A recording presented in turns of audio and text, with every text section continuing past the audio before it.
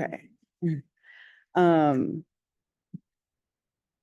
I'm really happy to be here with you all today.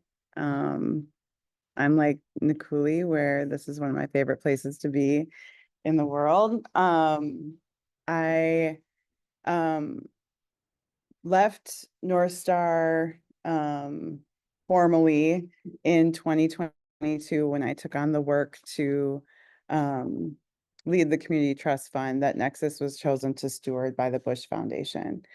In 2021, the Bush Foundation made an announcement that they were going to release $100 million, 50 million for Indigenous people and 50 million for Black people in Minnesota, North Dakota, and South Dakota, and any tribal nations within those states.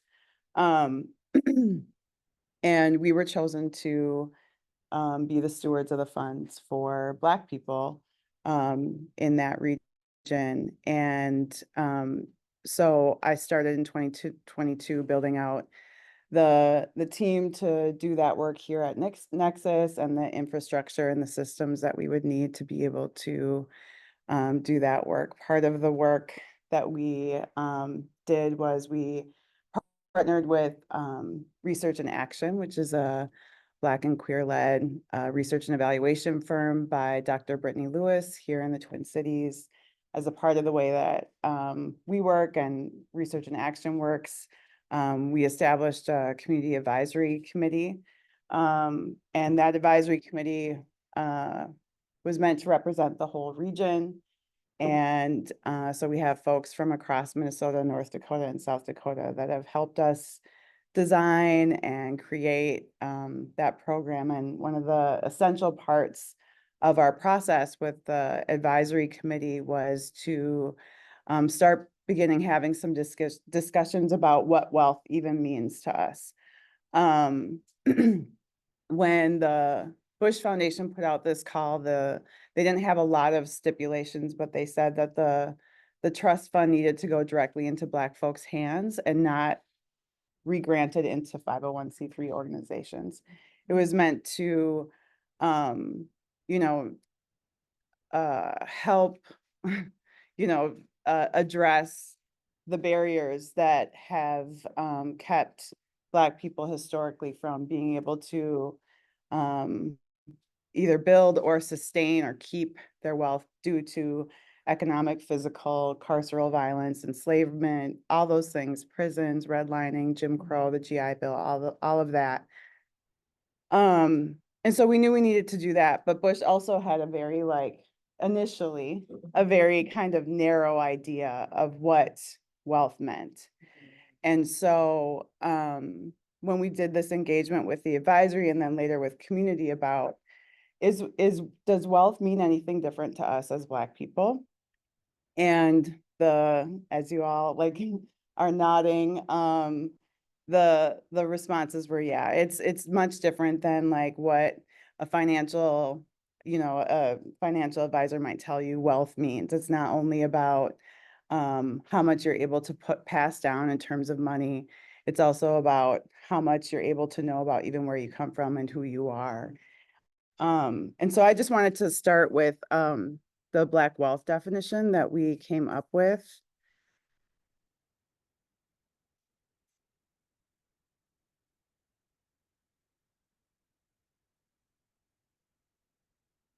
And it's kind of long, and we're going to make it shorter so that people can actually remember what the gist of it is. Let's see here. So Black wealth is about liberation and freedom from dependency and a culture that has reproduced anti-Blackness and robbed Black people of their creativity.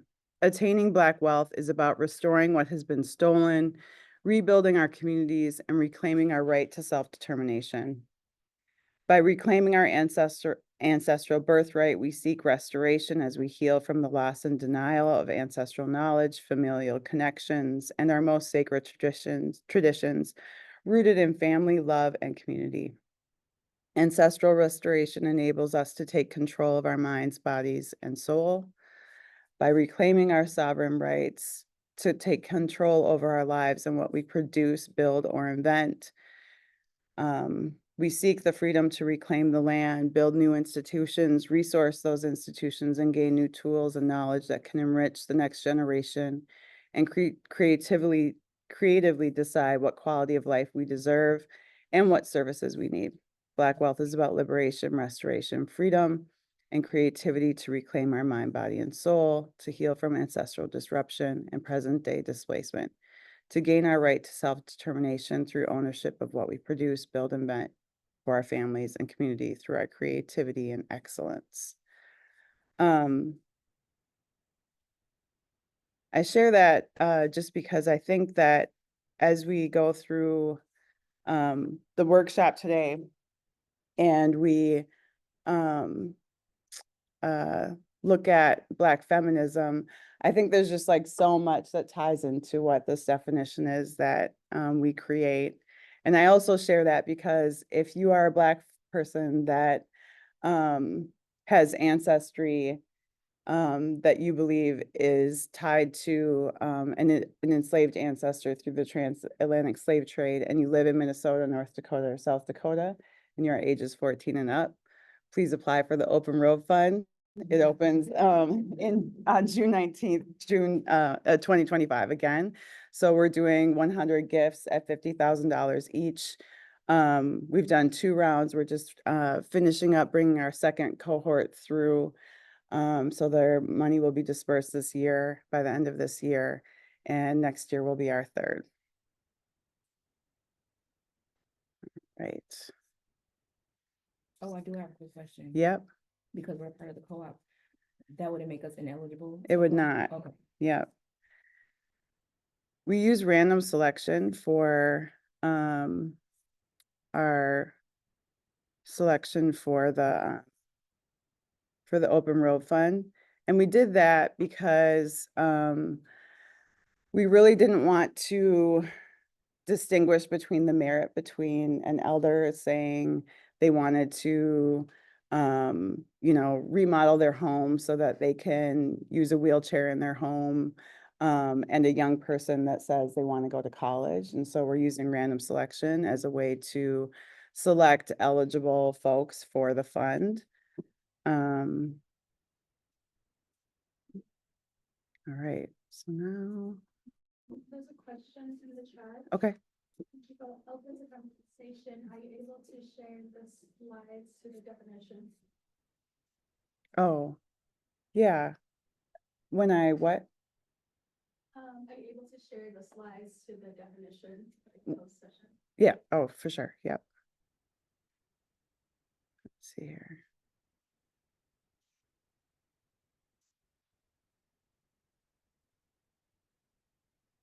All right.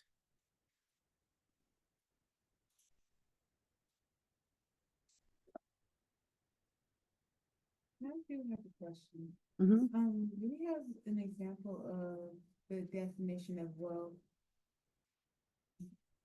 that is not the non-Black definition of wealth? Just because I just want to see what the definition is claimed to be for wealth versus communities. I don't have one off the top of my head, but what we were, so I'll just tell you a little bit about when Bush put out the call. It was very much to build wealth with business ownership, retirement, education, and home ownership.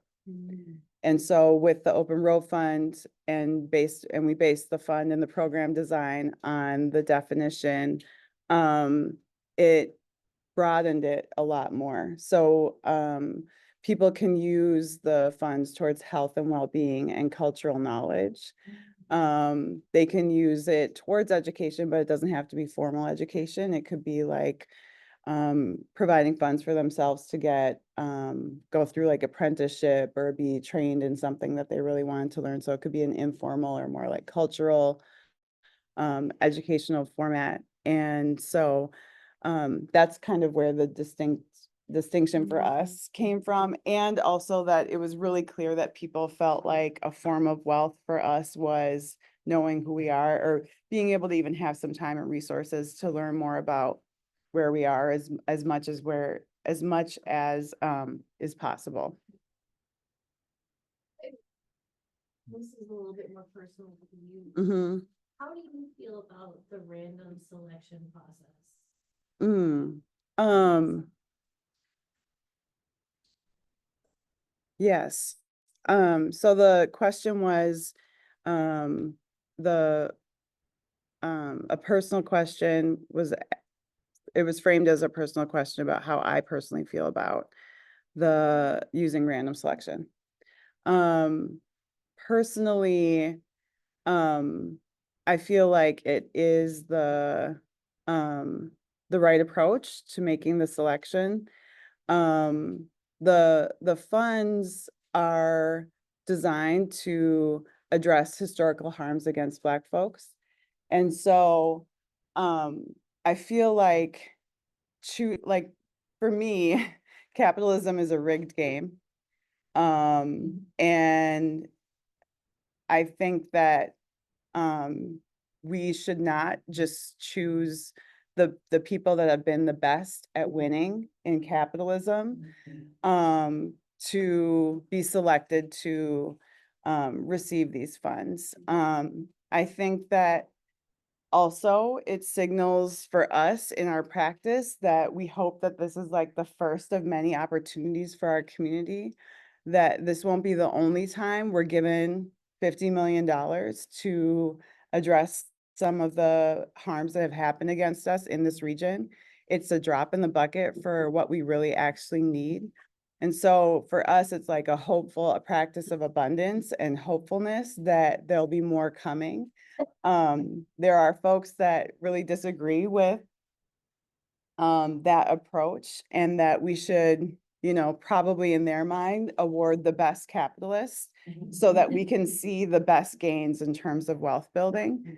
But for me, I think we should get real free and see how people want to, work with these funds and build wealth in the way, all of the brilliant ways that Black people show up to do that work. So for me, I feel like it's the right way to go.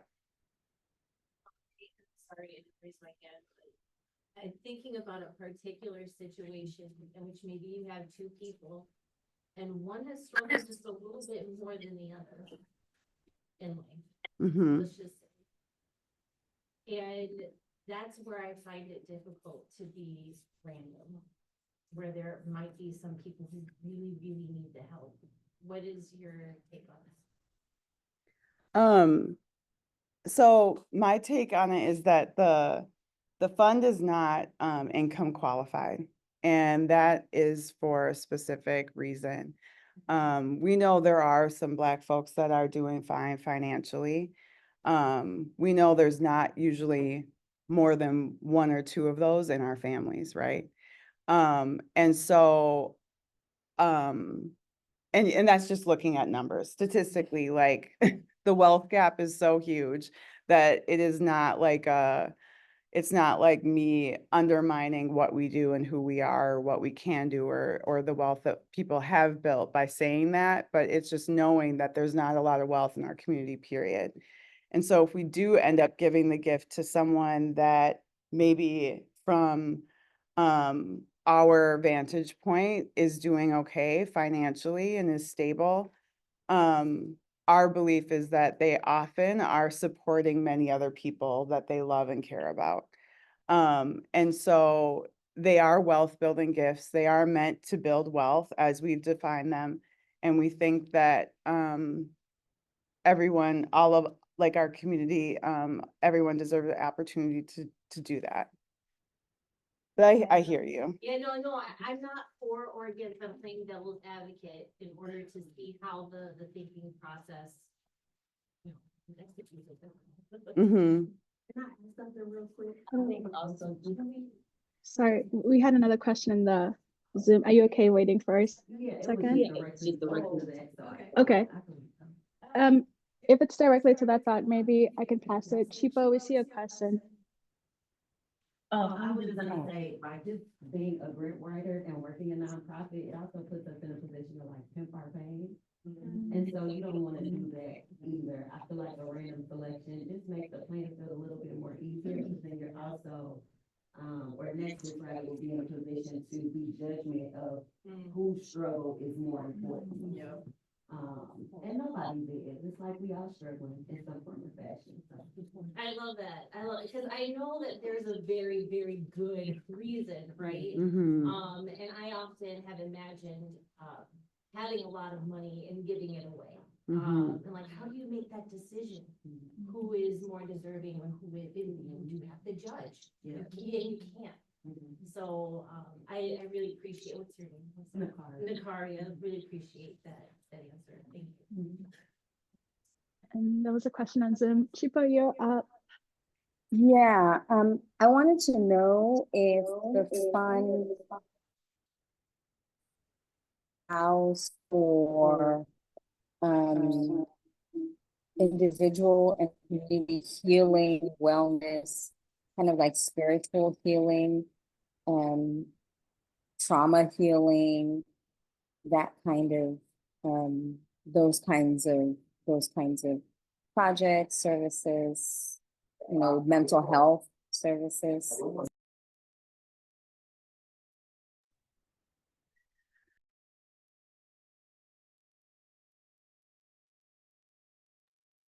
Danielle is on mute. Sorry, Chipo, can you ask again, please? Yes, Well, I I can, said, yeah, I said I wondered if the fund allows for, you know, community healing, trauma healing, mental health, you know, as it relates to that. Mental health care, those kinds of things. Even medical care. yes, when we did the community engagement, it was really clear that people wanted to frame health and well-being as part of their wealth. And so spiritual well-being and getting your mental health care or your physical health care are all eligible uses for the Open Road Fund. One of the recipients last year, their plans for using their wealth building plan were to do their genealogy work and go back to the places that they have been able to trace their enslaved ancestors to in the United States and bring their family with them, and then also make a trip with their family to the African countries where they believe their families were from as well. And I think that I love that. I think it's like a really radical statement on what we believe our wealth is. And I'm also really curious to see how their family feels that wealth after they've done this trip and gone on that journey. So I'm excited to hear the stories about what comes after that. Any other questions about the Open Road Fund? Yes, I agree, Chipo. Did I say it right? Is it Chipo? Okay. Yes, it is. Yes, it Yes. is. Thank you. All right. Um, do I have until what time? Right now we have till 11:15, but if we ought Okay. to pause, skip our break to have a little more time, we can do that. How do people feel extending it a little bit? To ask before, okay, so about 11:20. 11:20? Yep. Okay. All right.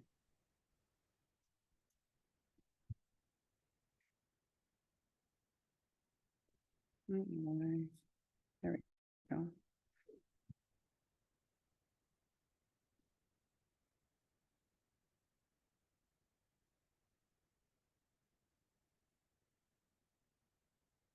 All right, so Black feminisms. This is actually one of my favorite workshops to do with folks. Just because I get to talk about some of my favorite ancestors, I think, mostly. and spend some more time with them. Um, and, and so thank you for having me, Liana and Nikuli, to talk about this today. And, just want to give gratitude, for so many of those Black women ancestors that did all this work so that, I could be here today talking about all of this and be in North Star with all of you today. Um, I feel privileged and lucky to be able to do that. The plan for today is to, look at some people that I have identified as some of the like Black feminist stars of the cooperative effort. Um, and and then we'll also spend a little time thinking about Harriet Tubman and her role in Black cooperative economics, and the Combahee River, and then end up with the Combahee River Collective. The Combahee River Collective will also help bring us to kind of like present day and weave this thread between some of these ancestors to get us here. And hopefully, by the end of the day, or our time together, you'll have an opportunity to recognize how and why the Black cooperative movement has and continues to be shaped and created by Black feminists.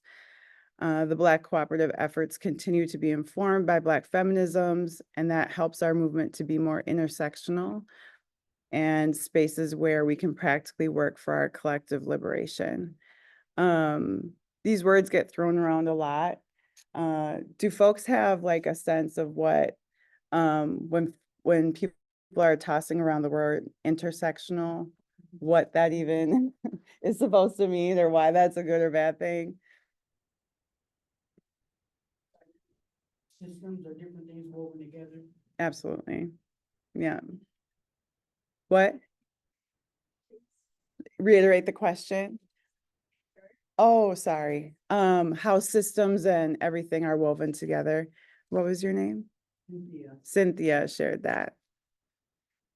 And so the other piece about Black feminisms also is that sometimes, like, especially I think in the European approach to co-ops, it's very much like, well, do you have your board in place? Like, do you have your rules together? Do you have your governance? Like, what system are you making, all these decisions?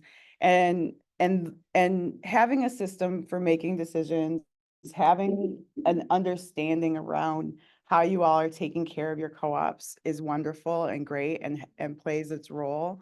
But also it's also kind of like a political ideology.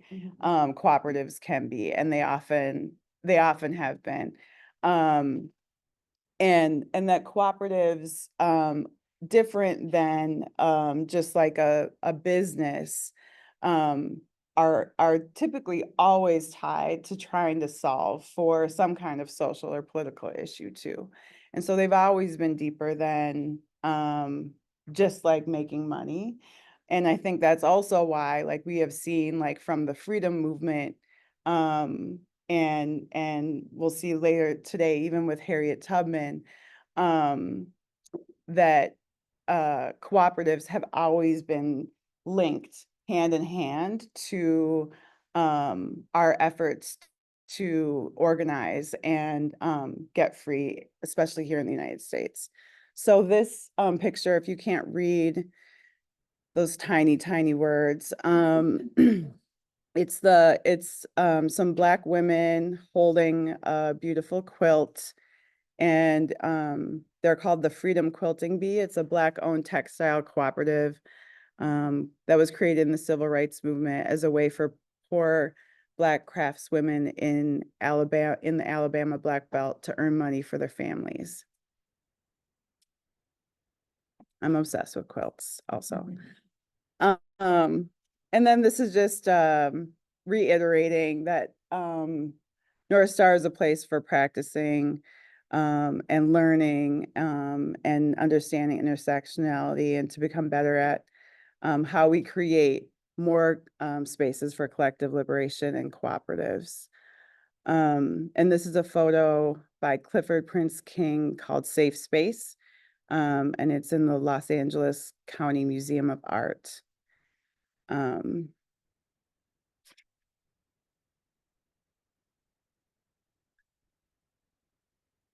as a younger organizer, I'm just gonna go back to the safe space place and the practice, the words I use around practicing.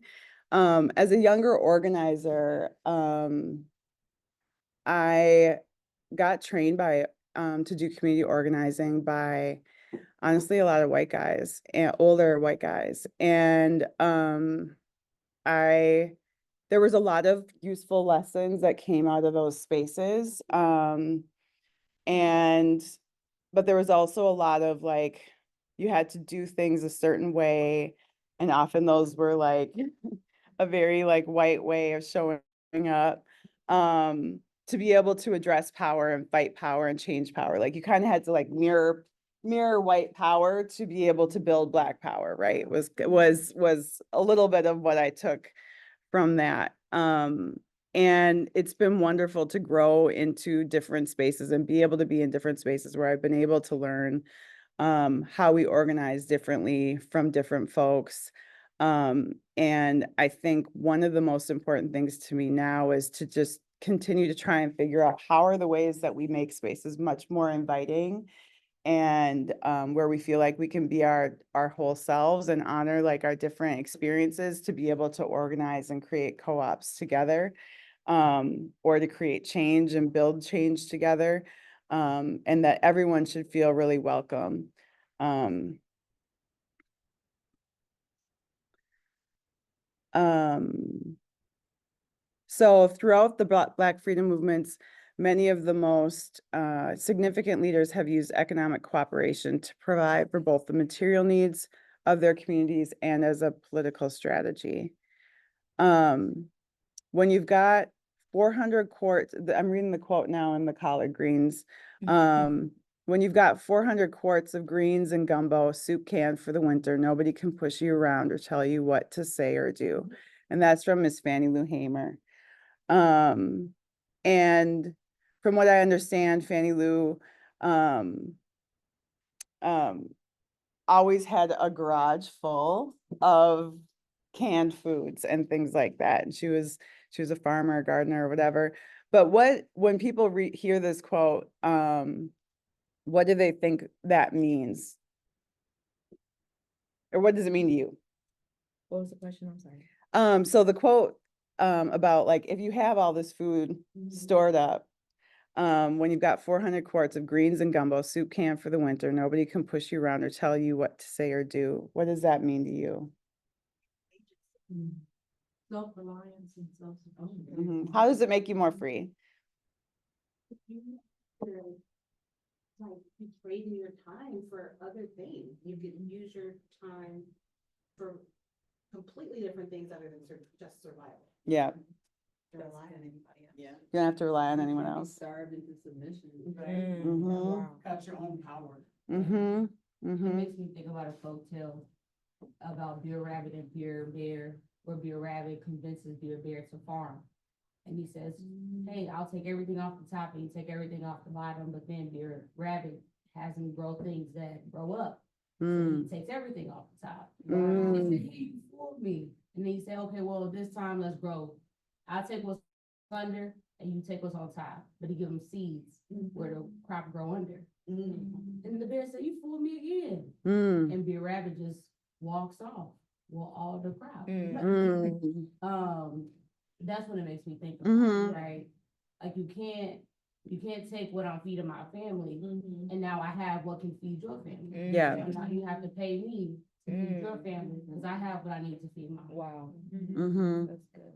Mhm. Actually means something completely different to me. It means food, honestly, especially collard. But no, but really the food is really important in nourishing our bodies.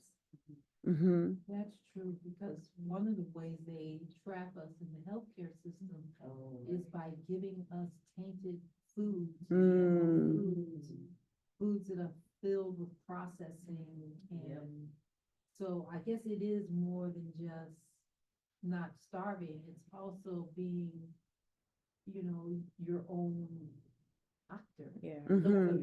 Because your food is being your medicine. Mhm. You know, we forget that sometimes. Mhm. And, because right now, even with my health problems, I have to be very careful about the food I But, salt. but the collard greens are where it's at because, Yeah, I'm because sorry. of the benefits. But the kale, you know how, I'm sorry, but white people attach on kale, like kale, everything kale. But the collard green has so many more vitamins than kale. It's so much heartier and It's still people write songs about collard greens. They're so Well, and they did a study because, they had this experiment, they generally test African Americans and say that we're deficient in vitamin D.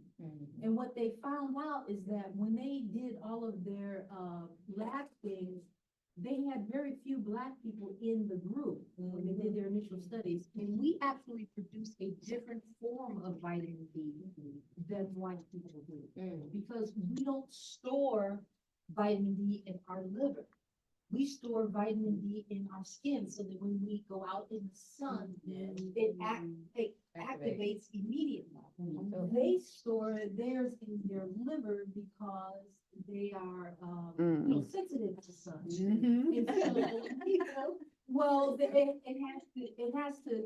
need time for it to come up they can still generate melanin at a different shade, but it takes time to come out of their liver. And so doctors have been prescribing vitamin D to African Americans and actually causing liver failure. Wow. Because we have vitamin, they couldn't understand how is it that we could be so deficient in vitamin D, but have all these strong bones. Mm. And guess what it came down to? Historically, Black people eat collard greens 3 to 4 times a week. And we grew up eating it 3 to 4 times a week because it was always before, right? But it's high in calcium and vitamin Yes, D. oh my gosh. Wait, has So your anybody bones- to eat or take vitamin D? Yeah. You got to check that out because Black people, we make a different vitamin D. And a lot of the white doctors are simply not aware of it. And so they're telling us to take the vitamin D, and we don't have to because it's in the collard greens. Mm. So the collard greens are our vitamins. Mm-hmm. Sorry. No, sorry. No, sorry. Yep. Secret ingredient in her, you taste her, but you be like, I'll be like, what you put in? Yeah.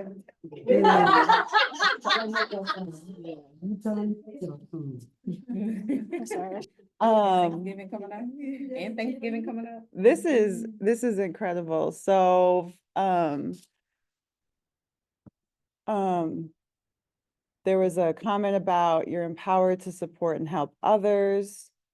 When home is taken care of, you can move from a position of power. You can build power within our communities. And then food is medicine generally. Yeah. Yeah. I just want to also just point out that one of the things that I think is so special about Fannie Lou Hamer is the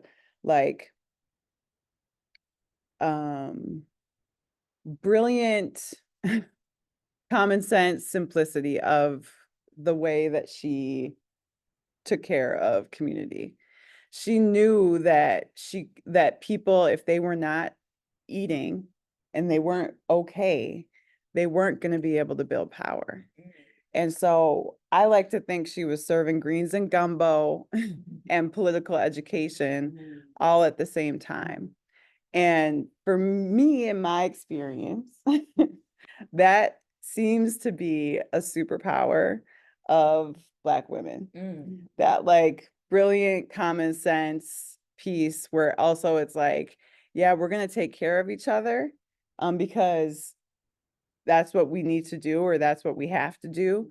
And we're also going to build power and create a lot of change together.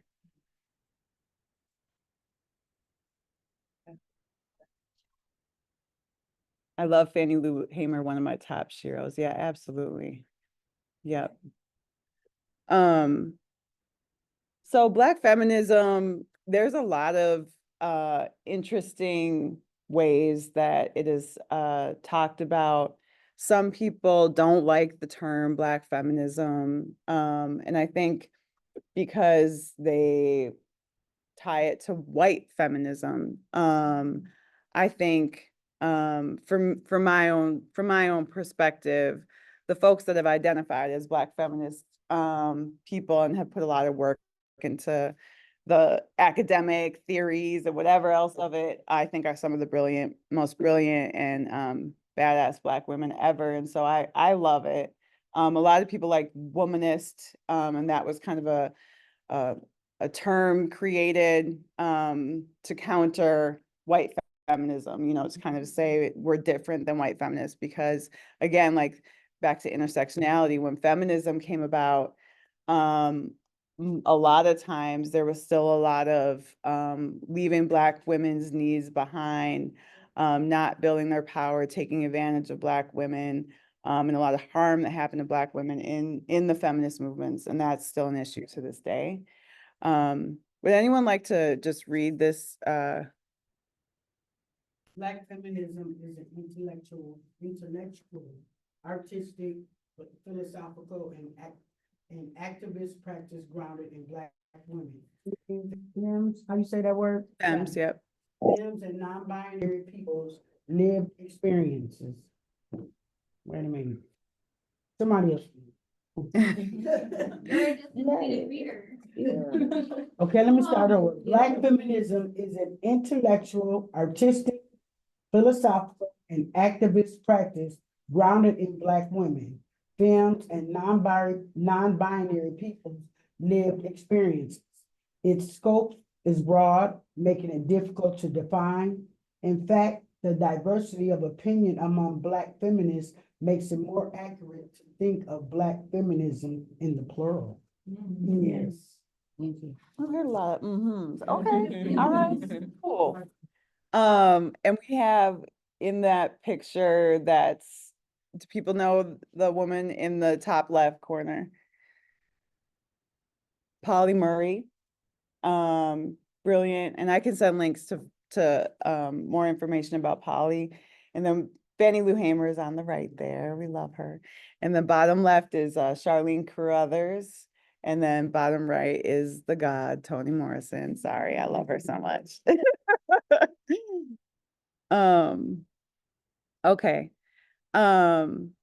Black feminist leaders built the cooperative movement and also articulated the need for intersectionality. So see us, hear us, deal with us. And I think I'm not going to do small groups just because we don't have a lot of time. But what's that? Ida B. Wells, The People's Grocery. Are people on Zoom hearing us okay? I don't know why I'm looking to you all. Okay. You're hitting the box, yeah. Me and Chipo are aligned. So The People's Grocery, would someone be willing to read this? Here, I'll bring. I can I'll move my bring- computer, I'll bring the too. laptop to you. So if you read, you'll have it. No, you got It is small. Okay. That's still too little. Yeah, well. Oh my I gosh. can mute myself. Can you help navigate? Or if you have the matrix? presentation too. But Okay. Yeah. okay, hold up. Oh, yeah. that's Perfect, good. okay. Okay, I can see that now. All right.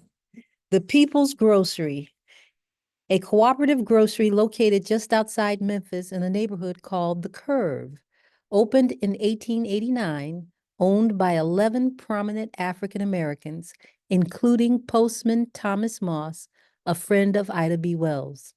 In March 1892, in the aftermath of a fight outside the store, Thomas Moss and two of his workers, Henry Stewart and Calvin McDowell, were lynched by a white mob while in police custody.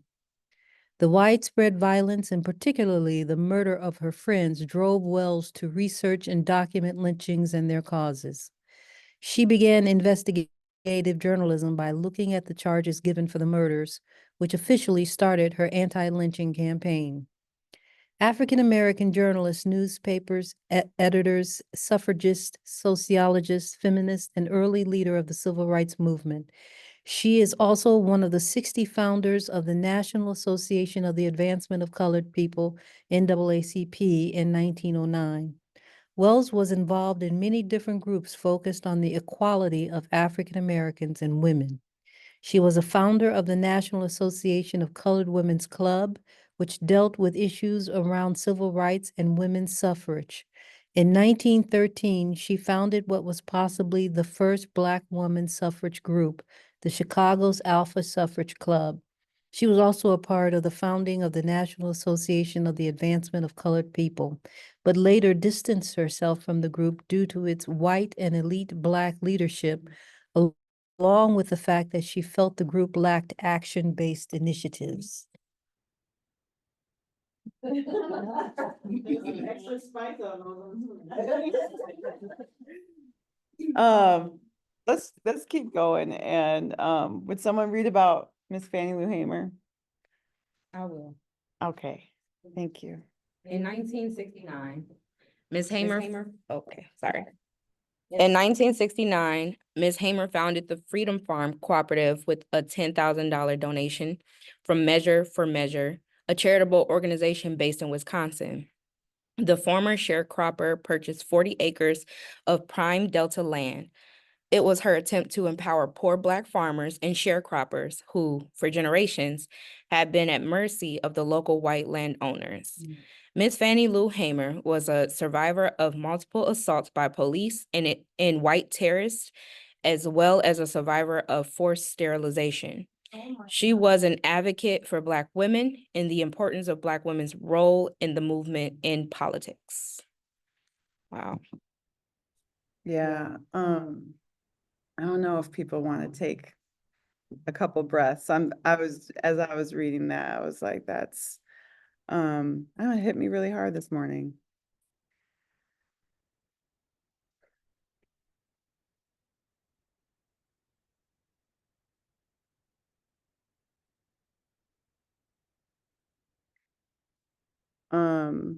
Another incredible thing that Miss Fannie Lou did was they had this hog system where they would give like a sow hog to a farmer, and once that farmer's they had pigs, then they would donate another woman, another sow pig to help people to be able to raise more pigs together. And yeah, she worked really hard around cooperatives as well.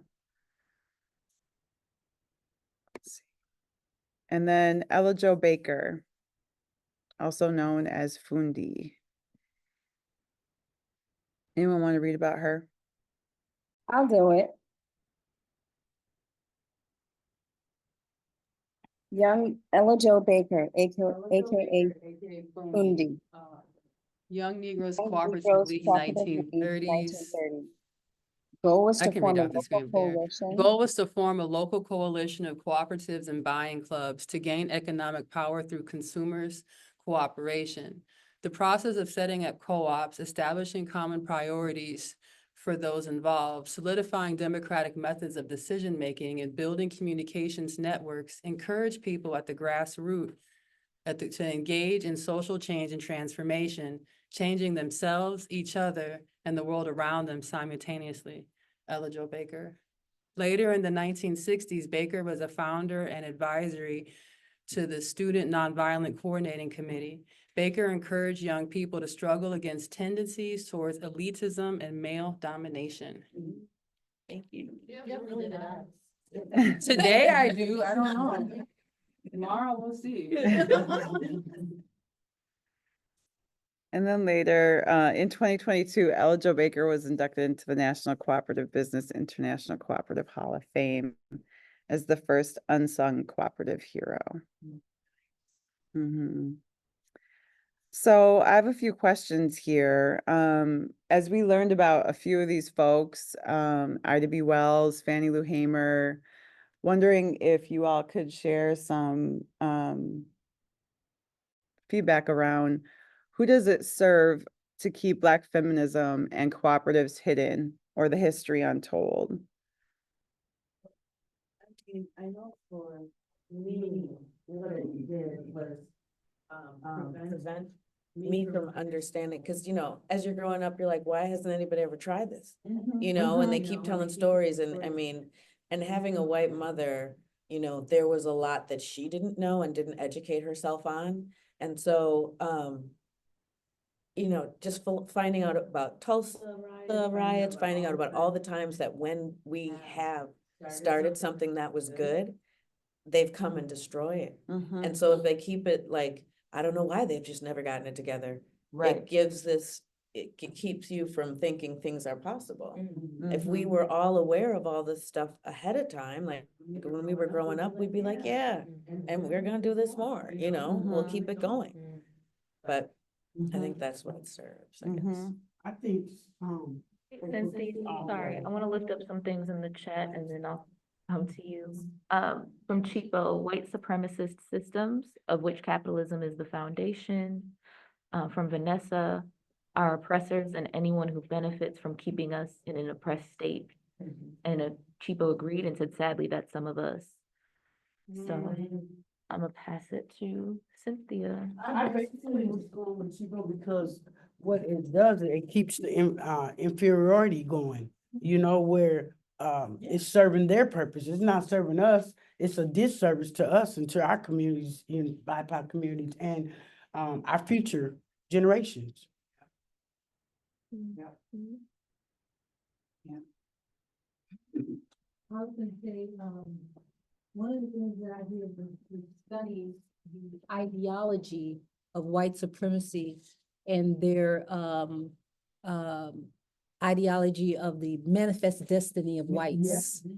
And when you do that, you see why they do what they do and what benefit it gives to them. One of the statements in their manifest destiny is that God has made them adept at governance to overwhelm the non-whites so that they can bring order and something else to the way we live. So their whole goal, and the reason why they dissect everything that they do in governance and how they look at food, how they look at health, is not so that they can benefit. It's because in order to tear something down, you have to be able to cut it into slices. And if you look at the outcomes of white supremacy, they've destroyed the environment. They've destroyed our soil. We can't grow nutrition. The United States has the worst soil of any nation on the planet. We can't produce nutritious food. They've destroyed our health. We spend billions in healthcare and we're all sick. We've shortened our lifespan. They've disconnected us from nature, and they're destroying themselves, and their own system is collapsing. So this ideology that's been downloaded into their consciousness is actually a very destructive ideology that they are not able to articulate. Their scientists have even said about AI and machine, they said they know that AI is going to destroy them, but they don't know how to stop.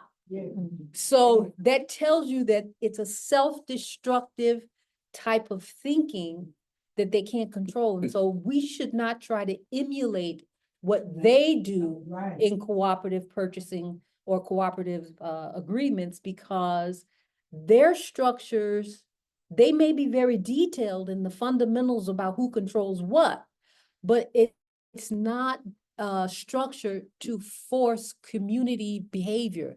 It's structured to force a hierarchical type of control. It's all about control. And so we don't want that hierarchical control. We want the group control. And if you go to the African nations, what is that word? Ubungo? I forgot. It's, yeah.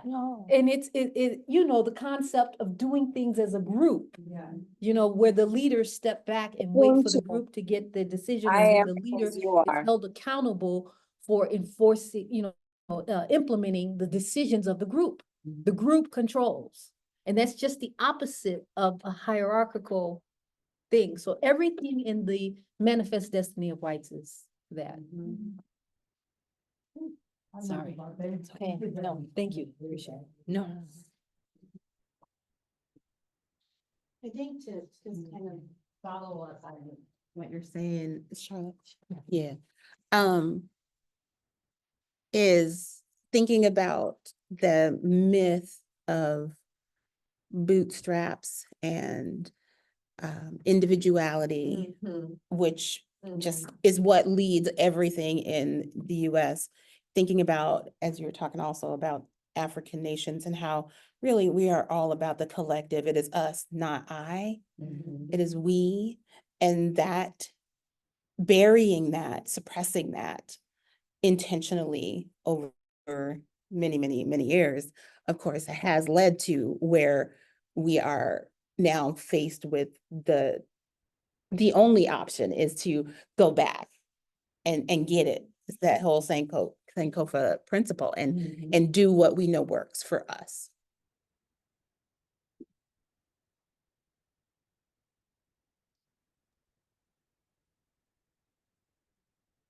Folks on Zoom. The feminine spirit is the creative. Hmm. In the Hindu yogic culture, the feminine spirit is the creative force. Mm-hmm. So when you suppress the feminine, you're suppressing creativity. Mm-hmm. Mm-hmm. I think you saying that was so divine, because I swear I was literally just thinking. I didn't know how to put it into words though. Because I'm very like, I feel like I get a lot of downloads, but I don't know how to articulate it a lot. So like, I'm just listening. I'm soaking up all the information right now, but it's so crazy. I was literally just thinking of that. Like, I heard, I listen to a lot of podcasts or like interviews and stuff, and I keep hearing the same conversation in different platforms, but it's about the feminine, how the feminine energy is like rising up, and it's like we're tapping back into creativity. So when I'm thinking about what you were saying about having to, or you, I believe both of y'all both said, having to sort of like dismantle this concept of utilizing this capitalistic structure system, a way to build a co-op. And I think for me, naturally, as I'm building my business, a lot of the stuff I'm like, I'm just learning through what is coming out, kind of, and naturally it makes me, it naturally wants me to like bring women that are like-minded in the same space and like giving them autonomy and letting them like hearing their ideas and like we're creating together versus me coming from like a more of like, I'm the boss, I'm the CEO, this is my business. It's like, let's collectively come together and like bring even if you may feel like, cause I share with y'all too that I experienced imposter syndrome. So like, even if you come in this space and you don't recognize your strengths or you don't recognize your talents and your gifts, but I can see it. I know that's what you can bring to the table, and we can all collectively, build it up. So like, I don't know, I love what y'all just shared though. Alicia. Yes. And then, I'm sorry, what's Victoria? Victoria, okay, I just want to get names. Yeah.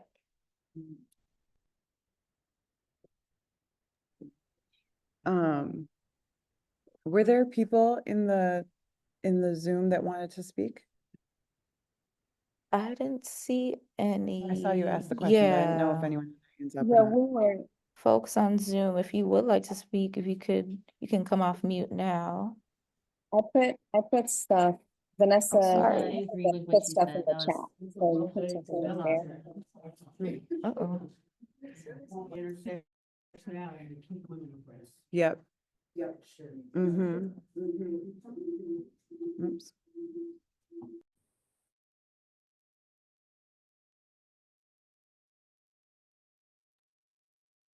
We put stuff in the chat, so I think you can just look there and read that.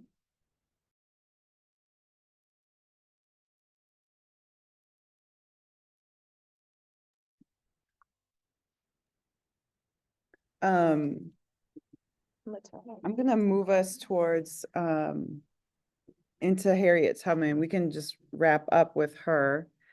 So Harriet Tubman, I mean, what didn't she do? We all know her a lot for being an abolitionist. She was also a general in the army. She was a spy, for the Union, efforts. She was a healer. She was a prophet, a teacher, a sister, a dreamer, mother, aunt, and friend. She was born in Maryland, Dorchester County, around 1820, and died in Auburn, New York, March 10th, 1913. She almost lived to be 100. Mm-hmm. 70 years away. On June 2nd in 1863, Tubman, under the command of Union Colonel James Montgomery, became the first woman to lead a major military operation in the United States, when she and 150 African-American Union soldiers rescued more than 700 slaves in the Combahee Ferry raid during the Civil War. And then we all know, of course, that when Harriet got free, through the Underground Railroad, she was moved at some point to decide to go back. So Victoria, I knew we were going to Harriet next, and I heard you say, go back and get it, which is that Sankofa, right? You got to go back and get it. And I became a little bit obsessed with Harriet Tubman when I was reading a children's book to my children when they were really small. There's a children's book about her. And in the book, it's all about like Harriet talking to God. And she's in the book, there's a moment where she's free and she's working at like a church or something that supports people that have just gotten free through the railroad too. And she's talking to God. And she says in the book, this is what they say. She says to God, you know, thank you, God. I'm so grateful to be free. I can't even tell you how grateful I am to be free. But I have to tell you, I miss my brothers. And in the book, God says, go get them. And I think in that moment, it just like, I got overwhelmed because I couldn't even imagine deciding to go back to get people. And then that she decided to go back and do it as long as she could. I mean, just absolutely incredible. And so part of the way that I actually even like learned about that she was considered a economic cooperative leader was that in a paper that W.B. Du Bois wrote, I think in like 1909 or 18, I can't remember, but early 1900s, he wrote a paper called Economic Cooperation Among Negroes. And it's a big, huge paper. In it, he documents like the things like all of the first founded churches by enslaved folks and some formerly enslaved folks, and how much money they were giving in there when they would tithe, when they would have church, and how that money was used as to help fund the Underground Railroad. So he was documenting how folks were organizing, how they used the church to do that, how many members they had, what strategies they had.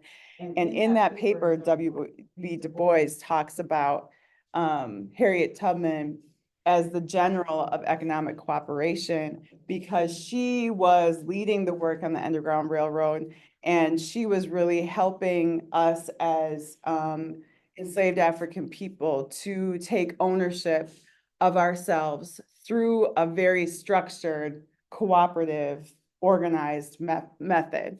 And so saying that, you know, that's why Du Bois refers to her as that, and that's why she's often referred to as such an important part, the leader of economic cooperation in the country. And for us, and I don't know, she's kind of my president forever. And then I'll just send some of this information to Liana and Nikuli about Cumbie. But I just wanted to share that like that's the link between the Cumbie River Collective, and where that name comes from was that they were inspired by what Tubman had done to lead that effort to free enslaved folks there. But there's a really great video that features, and it's just from a couple of years ago, Demita Frazier and Barbara Smith, and I'll send that link. It's a really great conversation. And then I'll leave you with just these questions about, and you don't need to respond to these things now because I'm already over time. But who are your people and who are you accountable to? Who is your co-op accountable to? And then this last question is around the Cumbie River Collective was inspired by this raid on the Cumbie Ferry. And is there a political action or actions that inspire your cooperative work too? And turn it up in the comments.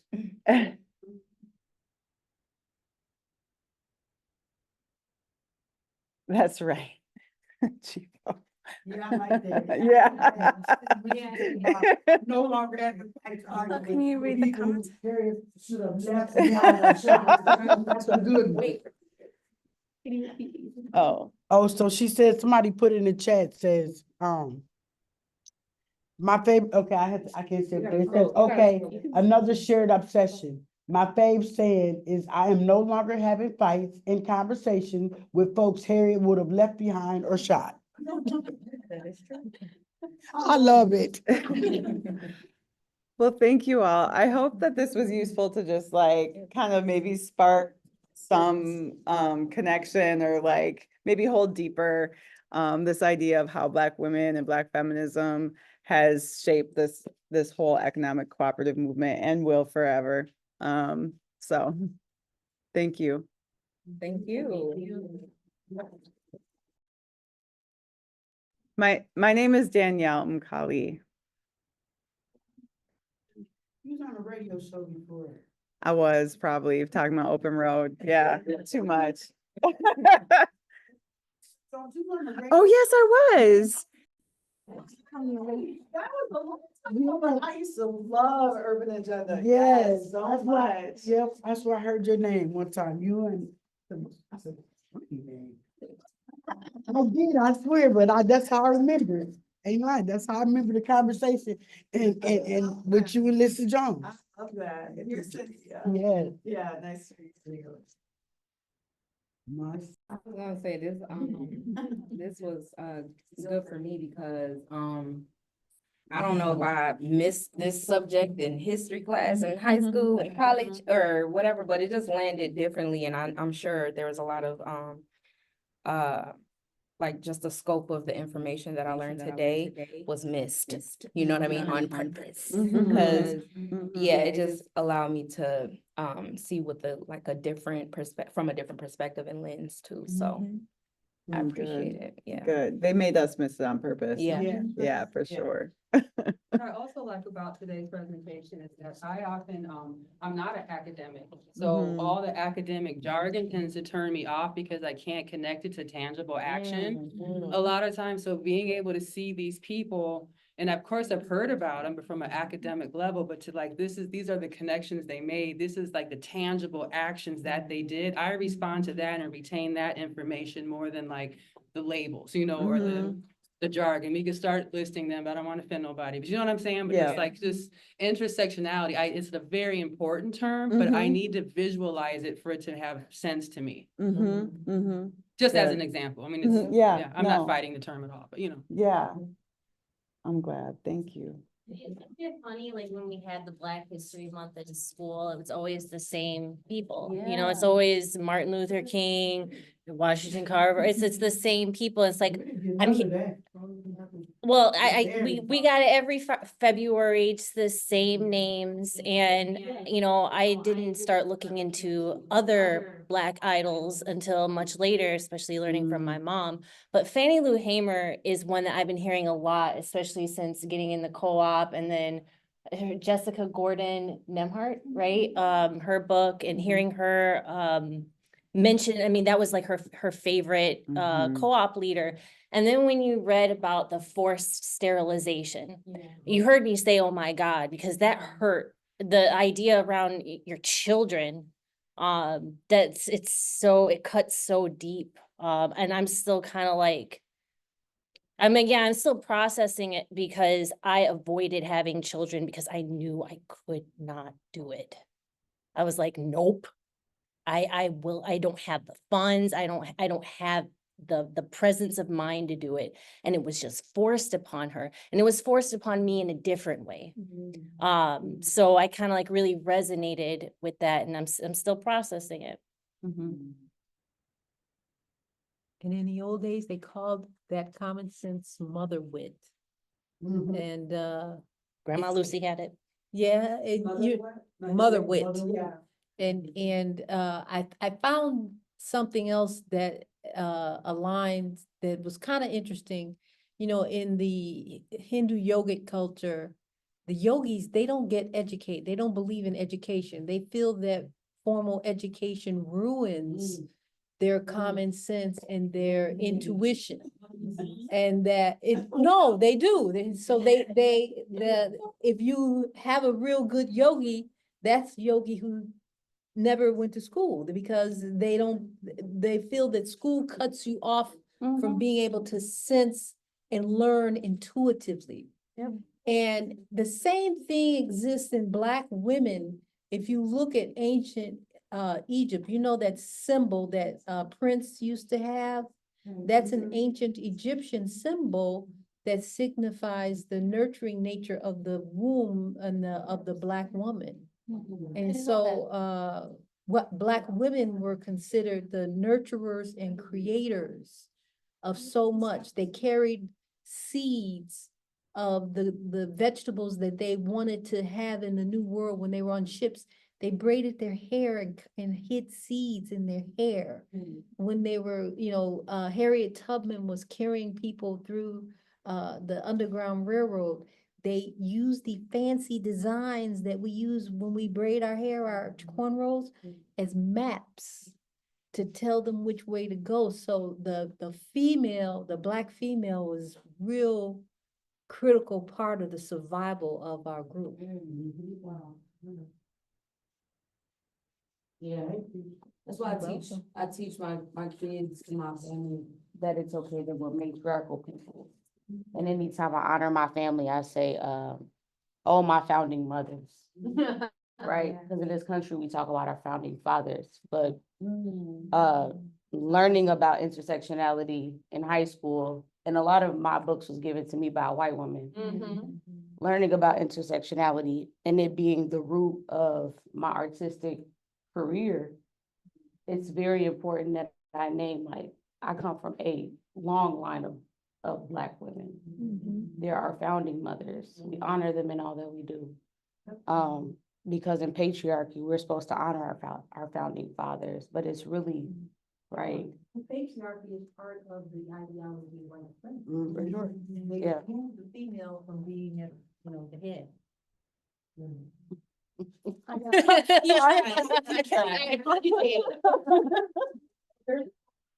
There's a Kenyan researcher talking about decolonizing education. Wow. Say it again? It says there's a Kenyan researching talking about decolonizing education. Oh, yeah. They can distract the whole system. Yeah. I'm gonna pull up one of her conversations. I think it may be interesting for many of us because it's it speaks to a lot of this. So I'll drop it in the link at some point during the day today. Allow that, it starts at home. So like I can't, in my, in my, in my internal wisdom, in my knowing, in my being, rely on an education system to teach my kids about who they are. Yeah. Right? So I think that just in the presence of the ancestors naming this space, they knew they couldn't rely on what was, and started these cooperatives and started these community-based programming, because we cannot rely on education to even give them what we got today, right? It's not our system. Right. It wasn't built for us. It wasn't built for us. And it's okay to say like, there may be daycare during the day, right? But at night, I'm gonna read a book to you about Harriet Tubman. You know what I'm saying? And give ourselves grace in that as parents. It's so weird. I made a face when you said I read a kid about Harriet Tubman. I was volunteering at the library and I read kids a book about Harriet Tubman. I was like, oh my gosh, so crazy. And that was around the time the movie came out too, which I enjoyed.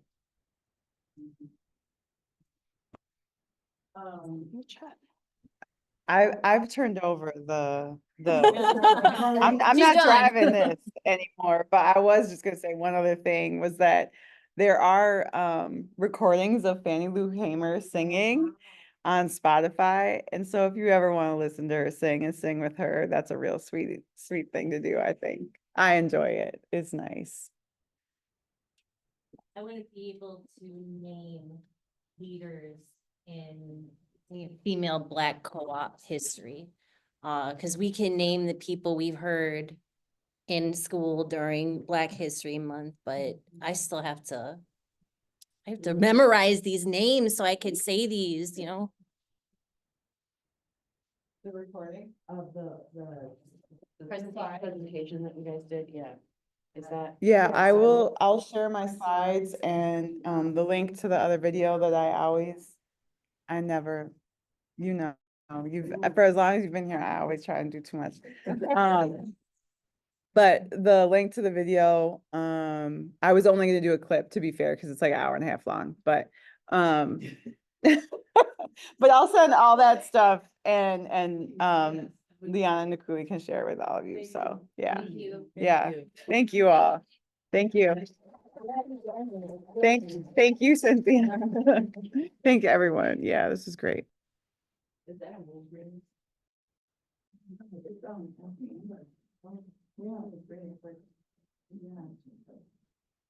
I'll hand it to you. All right, I'm just gonna read a couple of the comments in the chat that were added. From Vanessa, absolutely, we can't look to the same systems that were built to keep us down, to liberate us. We gotta take back our collective power. And from Chipo, it's a great conversation. While it's focused on those on the continent, I will have to say it's incredibly relevant for folks in the imperial core. That's relevant to the link Further, let me above. turn up the volume. Oh, thank you. Chipo, did you want to continue sharing? No, I was just saying that comment was relevant to the link that I was saying about the Kenyan educator. Okay, thank you. All right, everyone.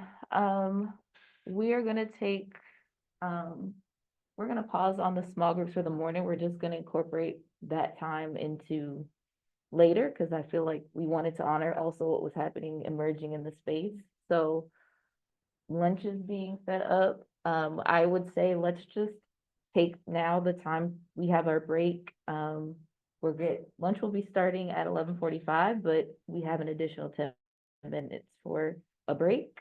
So we're gonna transition to a break, basically. That's what I'm trying to say. Saying a lot of things. All right, this is Liana. We're transitioning because, yes, so do what you need to do on Zoom. Feel free to pause, step away. We're gonna pause the. Thank you.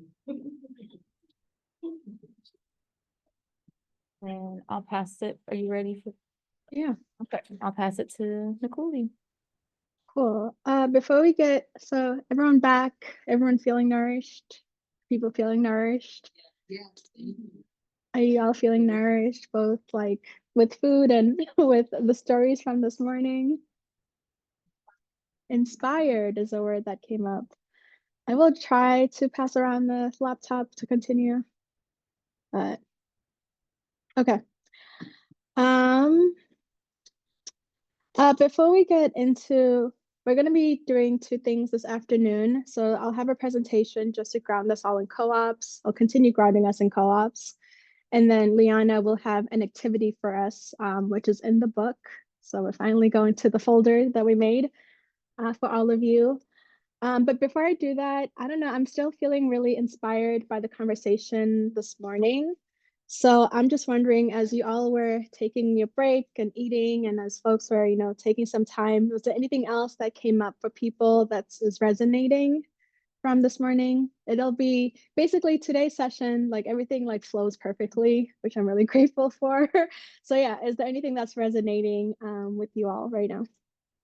And happy to take questions from Zoom in person. We can make stack. If you like raise your hand, let me know and I'll put it in the chat.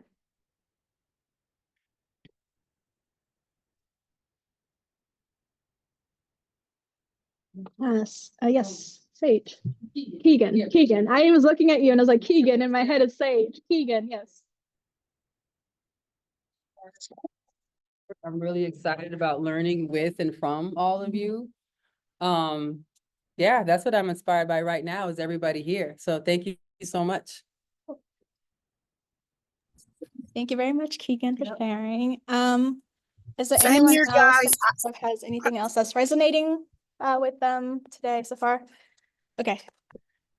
I just want to say, you guys, I really liked it. Okay. I am inspired to study some more women, co-op leaders and feminists. There were some names that I've heard but haven't really studied on. So I'm looking forward to just doing my own deep dive into some of the women we discussed today. Sure.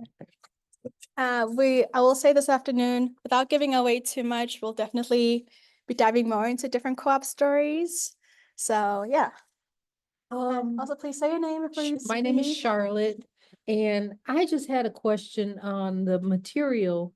There's a page that didn't Xerox well, and I can't read it, and I was wondering if you could redo that page for us. Yeah, for sure. And I'm learning, I hope that after today's session, will we be able to do more networking?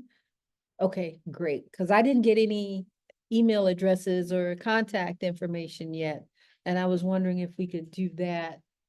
You know, I wanted to add something too, because this thought just came to me is that the co-ops and the women that have laid the groundwork for us, a lot of these stories happened so long ago. 1920s, 30s, 40s, 50s, 60s. And then it kind of just like, you do get some sprinkling, but a lot of this happened a long time ago. A lot has transcurred in Black culture since then. How do we mitigate those changes that have occurred in past, let's say 20, 30 years? How do we adapt to a modern time where things are very different and a lot has happened? I mean, that's a great question. Are there any initial responses in the room or on Zoom? Can you repeat the question, please? Yeah, so my question is a lot of the preamble, a lot of the stories, a lot of the histories that we're learning about with females, Black women in co-ops in the past, they happened a long time ago. Some of them 20s, 30s, 50s, 60s, but years ago. There are some 70s, but it's been some time. And some things have happened in Black culture. Things have changed. How do we mitigate the changes in a modern age? So Victoria. Oh, I'm Monica, I'm sorry. What's rising up for me from that question really is in the realm of desegregation and integration. We don't live together. We're not in the same spaces anymore. We have dispersed ourselves. And that, I believe that is part of keeping us weaker. Yeah, divide and conquer. I think honestly, it's our proximity to one another that Yeah. will allow us Separated. to do this work cooperatively. I saw an interesting trend online that kind of shocked me. White, affluent people are concerned about the collapse of the United States, and they are selling all of their assets, some of them. If this is a new movement. They are selling their assets and moving into what we would call the ghetto and learning to live with Black people. Your face. Stop. Sorry, Charlotte. Stop. No. I saw this online. They are doing this to create communities that they feel can survive should the United States collapse. They don't want to be in segregated all-white communities. They see that, some of them see that as a danger. Now, there's others who are arming themselves to the teeth so that they can keep people out of their gated community.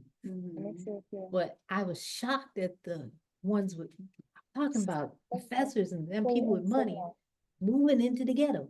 But at the same time, I think about like 75% of white folks have no meaningful relationship with people who are Black or brown. Right. Like that's intentional. And yet we have been told, taught, and encouraged to integrate. Like that, the two can't. But it's happening Yeah. by force now because of economics. You know, and fear. Fear of the future is forcing more real integration. And they got a term for it. They called, I forgot it was a interview on the radio too about it. You're living your commitment or something. They talked about the people are, they're living their commitment to remember the thing, but It will come to you. yeah, but they were doing it so that they could relate more to African Americans.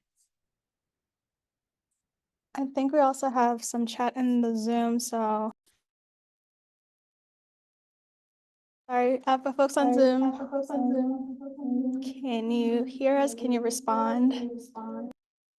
I'd heard what Charlotte was saying, and more than that, it is deliberately, it's almost doing the slavery period thing of, oh, we need to breed with Black people. I've heard that. And whatever the case, it's all vulturing of our communities and culture and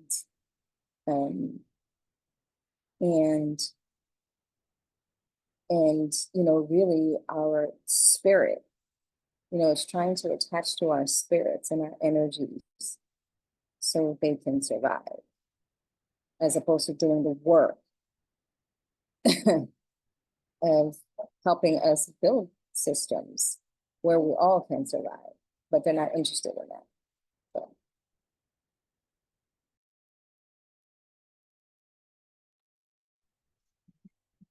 Thanks, Chipo.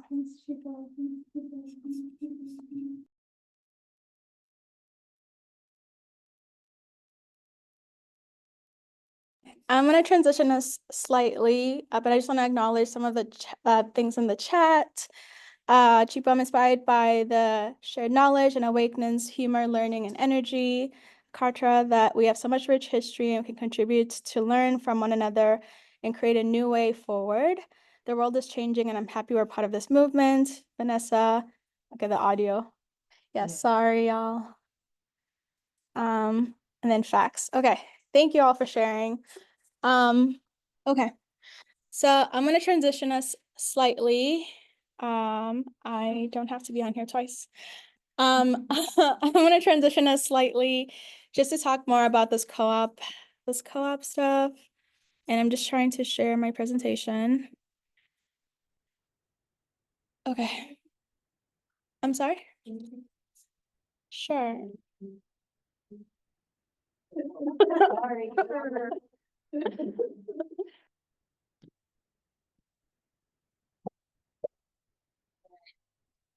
Sorry, can you? Oh, What I just wanted to know, what are the things that still divide us? Is it just proximity that will get us together, or are there other things that are still dividing us? yeah, so the question is other things that are dividing us with like proximity. No, that's okay. Yeah, so I will say that for sure the activity that we're going to do is gonna maybe touch more on those points. But yeah, this is not just proximity, it's capitalism too.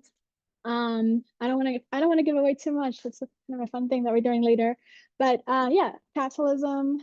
I feel like one of the things one of my colleagues said in 2020 when it felt like everything was like falling apart is like we all go back to what we know.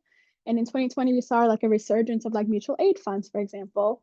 And mutual aid funds are a part of cooperation or collectivity, a form outside of like the larger market in which we all come together to take care of each other. So yes, there are some things that keep us apart outside of proximity. It's the fact that cooperatives are not always recognized by banks, essentially, even though like that's a form of, it's a market in itself. So there are some things because co-ops don't speak to like the larger culture in a way, or the whatever this cultural norm that was imposed on us. That's why sometimes it feels like there's kind of like a tension between the two, and why sometimes these systems don't they're not built. We're trying to figure out how to build something that lasts in a place where things don't last. So like how can we do this differently or organize differently for like long-term sustainability? So yes, but I think there are probably more things too that you could all speak to. Okay, so sharing this.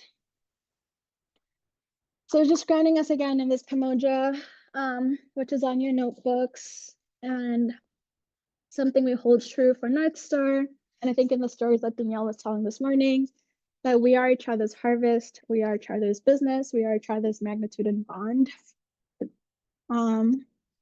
And when we're talking about co-ops, we have to, give an ode to the history of where all this is coming from, and just recognizing these two texts of a few that give us that space. So Economic Cooperation Among Negro Americans by W.E.B. Du Bois, who lived in a housing co-op in New York.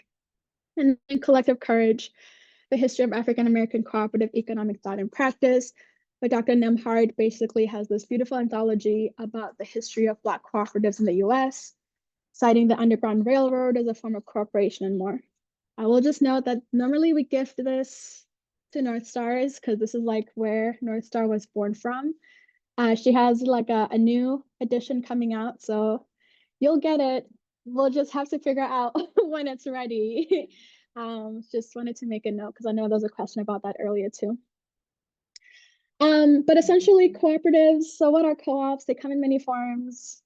Cooperatives are companies, and this is from Dr. Nemhard's book, but cooperatives are companies owned by the people who use their services, and those member owners form the company for a particular purpose, to satisfy an economic or social need, to provide a quality good or service at an affordable price, or to create an economic structure to engage in needed production, or facilitate more equal distribution to compensate for market failure. And Dr. Nemhard really kind of hones into the market failure piece, just recognizing that the market was never built for us. And so people have always had to build their own markets.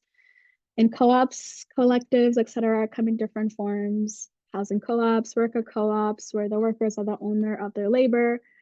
Producer co-ops, investment co-ops, so those can be SUSUs or investment circles. Credit unions, utility co-ops, and so forth. And I'm going through this really fast because we're going to be diving more into this, particularly in session 4. This is just like a teaser of what's to come and to get us all grounded in like a similar definition. Um, and then just kind of talking about the structure. And once again, this is from Dr. Nemhart because I feel like she kind of gives more grace for it. For cooperatives. Sorry. Sorry, I'm just seeing the chat. Okay. Cooperatives, who owns it? So the member owners own it. It's there to meet a need, to satisfy an economic good, to make up a market failure, and who profits would be the member owners in proportion to the use, if that's how it's structured, versus a corporation where it's owned by the shareholders. The people that profit are investors, and the profits are in proportion to the investments of the corporation. And a nonprofit, it's no one owns it. It's supposed to provide information services, and the profits stays in the organization, like no one profits from that. If you do profit from the nonprofit, then I think there are other issues at play. But yeah, so just kind of recognizing what the different structures of a co-op, corporation, and nonprofit, and like kind of where that falls into. Like I said, this is very introductory. We'll definitely dive into this in section 4. Well, there's something. Okay. Noting what's in the chat. Are you reading that? Okay, I'm gonna lift up what's in the chat from Vanessa. So we've been hosting monthly discussions in our community to answer why can't we all just get along? Some of the things we've identified are colorism, preferences for lighter skin, or discrimination against darker skin tones create divisions, often leading to feelings of exclusion or unworthiness. Classism, socioeconomic status can cause tension with judgment or stereotyping based on income levels, education, or perceived social standing. Cultural identity and nationality, differences in identity, such as African American, Afro Caribbean, African, and conflicts over who is authentically, in quotes, Black, or whose experiences are more valid, in quotes, can lead to alienation. Religious beliefs and spiritual practices, differing beliefs, especially between Christianity and other spiritual practices, can create misunderstandings or rejection of individuals with less traditional faith backgrounds. Assimilation versus cultural pride, diverging views on assimilation, whether it's embracing mainstream culture or maintaining traditional Black culture, can lead to disagreements or feelings of betrayal. Homophobia and transphobia, prejudice against LGBTQ plus people, Black people, leads to exclusion and a lack of acceptance within the larger Black community. Educational attainment, higher education can sometimes create divides, with those who have had access to it being seen as elitist or disconnected from those without similar experiences. Political ideologies, differences in political views, particularly around liberal versus conservative values, often lead to intense debates and distancing within the community.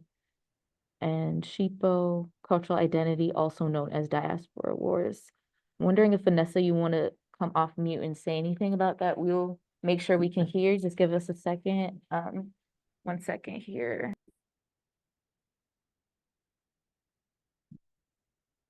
Feel free to go, Vanessa, if you'd like to share. Yes, so I just wanted to take a moment to respond to, and I'm sorry, I don't remember your name, who asked the question of like, what keeps us divided besides proximity? This is something that we have talked a lot about as a collective, and that we've tried to foster conversation around through our monthly community discussions. And so I just wanted to share some of the observations that have come up through these discussions. That's just probably half of it. I didn't want to inundate the chat too much, but just wanted to have an opportunity to answer the question. Thank you. And I love that, Vanessa. Oh, It's okay. sorry. So there's this game called We're Not Really Strangers, and I use it all the often for a lot of my support groups. And I'm planning to launch a support group called We're Not Really Strangers. And we're using the card game to help kind of guide the thought-provoking conversations around these two different parties that are, we're just having conversation around like what is it called? I'm drawing a blank. Unconscious biases, sorry. Yeah. Unconscious biases, and it's very, very, very much in alignment with what you're talking about, and what you're already doing. As it sounds like you're doing monthly. Are you doing it in person or virtually? We're doing them virtually. Oh, virtually? Yeah. Okay, I would love to connect with you. I would love to connect with you, and it sounds like others in the class would love to connect and learn more about those monthly meetings, and like I guess how to be involved in that too, because it's extremely in aligned with what I'm planning to launch in 2025. So I'm super happy to hear that you're doing that already in the community too, because yeah, we need it. We need it. It's so important.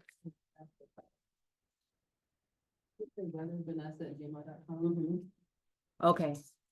And that's my question, is how do we get over that? How do we get over that?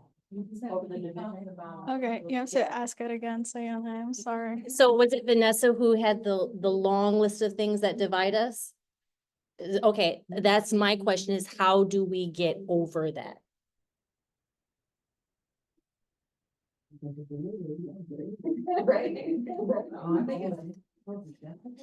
it's just a matter of like, how can you have these open dialogue conversations?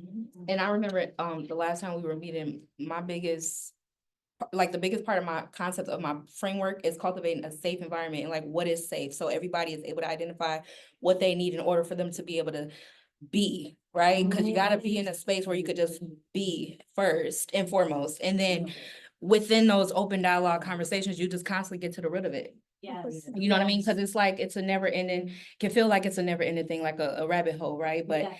I think at some point we get to constantly unveil a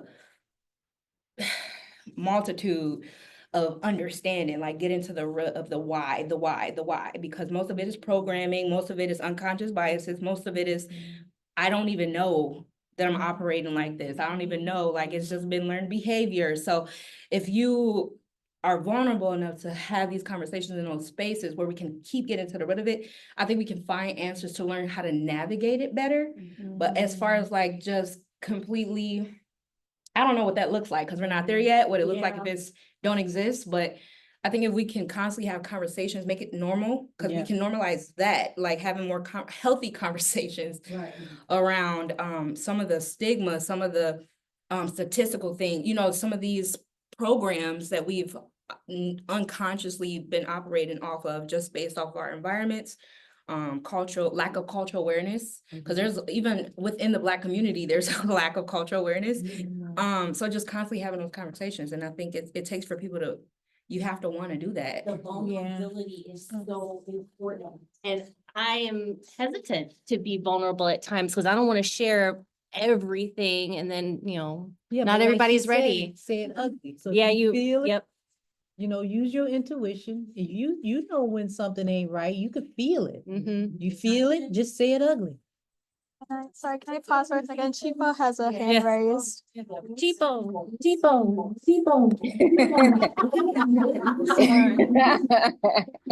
I don't know how to.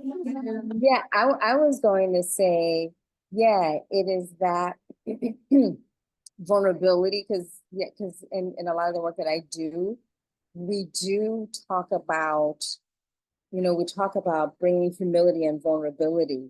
And that was my question at the beginning of, is this a brave space or is this a safe space? Because for us to truly, I'm of the mind that for us to truly get over these questions, I mean, not questions, to get over these issues, sorry, it has to be, as Vanessa said, it's awareness and acknowledging that there are these things, because what I want to add to that, Liz, is respectability. There's so much respectability around us, and centering and focusing these white supremacist systems that are built to exclude us, and capitalism built in the foundation of us and on our backs, that I think, we have to kind of, call out to call in and have courageous conversations and buddy up, have accountability partners in and when we have these conversations, and question and push back, and you said bring that vulnerability, bring that humility, so we can be strong together, because that's the only way we're going to get into our shared strength and our shared power. I wanted to add something.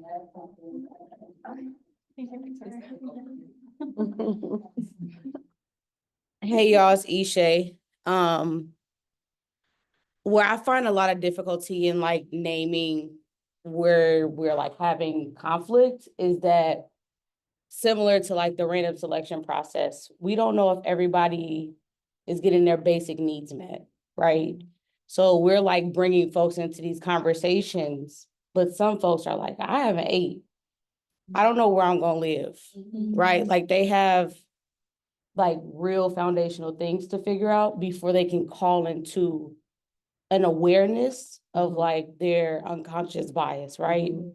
And so I think a lot of the time we pigeonhole the resources for folks that can hold this jargon and hold this content and hold this, right, like work.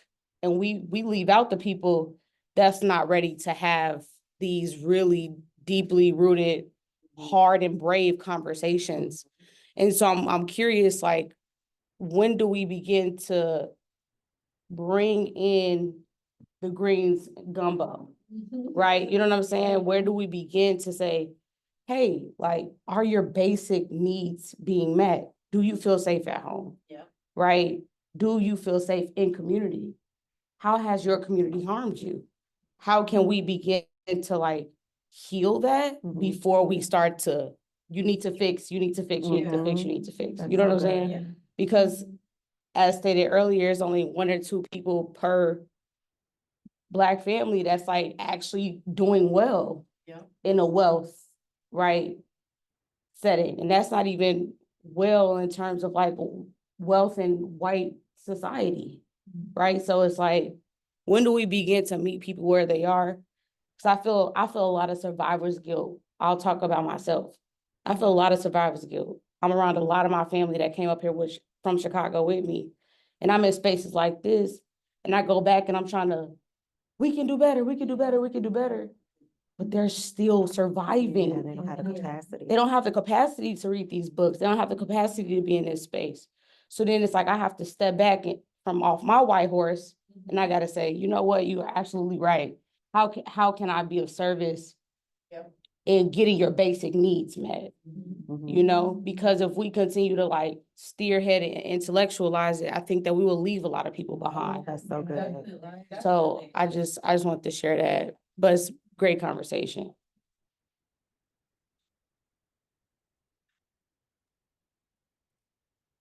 Gonna lift up what's in the chat and then we will transition, of course, keeping these conversations going. From Vanessa, yes, very true. If we are in survival mode, it makes it harder to engage in the reflecting needed for healing and reconciliation.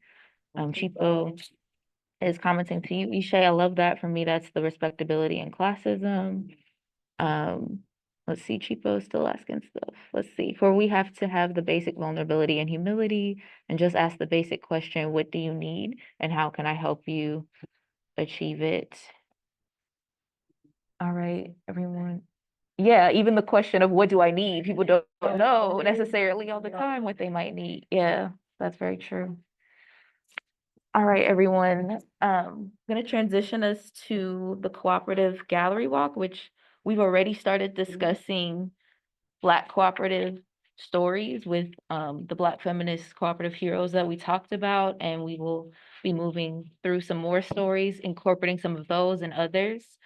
But I just want to introduce the activity. So the Cooperative Gallery Walk is an activity to reflect on, learn, study different important moments, leaders, groups, and ideas in Black cooperative economics. And so we're going to get into small groups, combining folks on Zoom and in person. There will be one in-person group that's just folks in person, but everyone else will be connected. And I will share those assignments in a second, but each group will read about 3 different stories and get to have some discussion on what's coming up in those stories. There'll be some reflection questions listed. So if you have your binders with you, we have the Cooperative Gallery Walk in those folders for you to read and follow along. If you don't have your binder, but you're on Zoom, I can drop the link to those stories as well, so you can take a look here.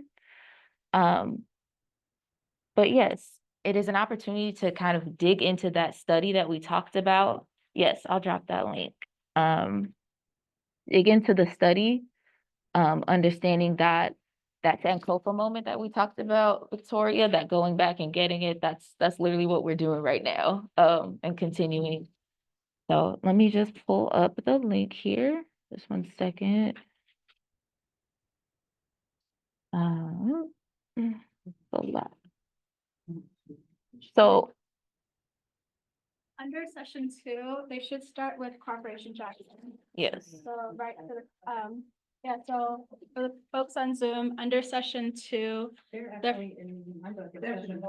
never mind. Session 1, thank you. Session 1, the first one is Corporation Jackson. All right. So we will have about, let's see, we'll start at about 12:50. So we'll have about 35 minutes to dig into these stories. Each group will be assigned to 3 stories, but if you, of course, get through more, feel free to read on and discuss in your group. I'm going to share, if 3 sisters will, after this, open the small groups, but I'm going to share the small group assignment so folks can see what groups, what stories, and what groups they are in. So just let me share the screen here.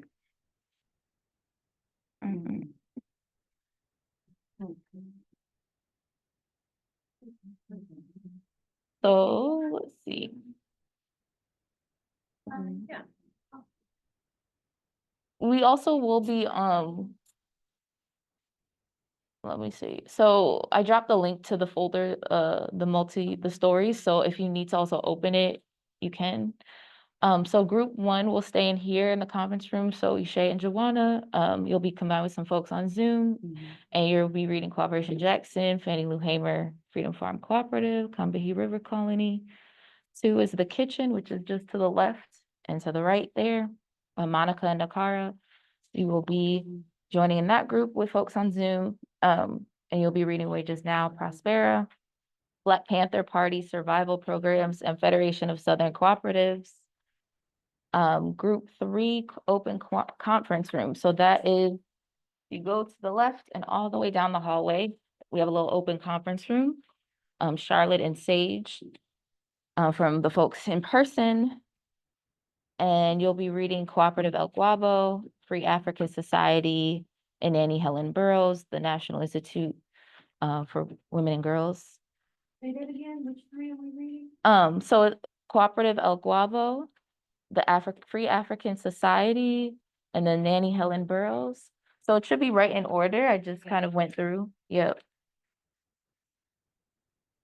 And then for mini conference room, can show you where that is, Victoria, when we split. So you'll be doing Crejafon, Colors, and New Roots Cooperative Farm. And then folks in person, that'll just be Lauren, Nisha, Kat, and Keegan. We have a little bit couch area to the right, so y'all can meet over there. And you will be reading Owens Quilters Cooperative, YBN Cooperative Bank, and Your Mama's House.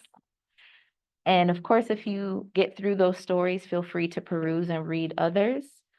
So if right now, Three Sisters, if we could open those small groups so the folks on Zoom can join, that would be great. But we'll take about 30 minutes, 35 minutes. So coming back at the 25 after to this space, and then we'll kind of have some large group discussion about what you all talked about. So. Okay, you say group 5, we can find an office to go to? So there's a little, couch area. Okay. So if you go to the right all the way around, we have a little. No, I'm couch, fine. some chairs. Yeah.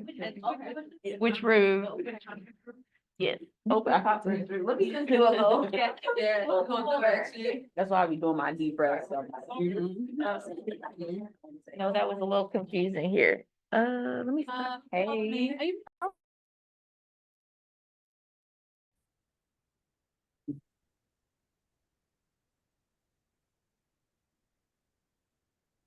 This is my, okay. All right, welcome back, everyone. Waiting for folks to come back.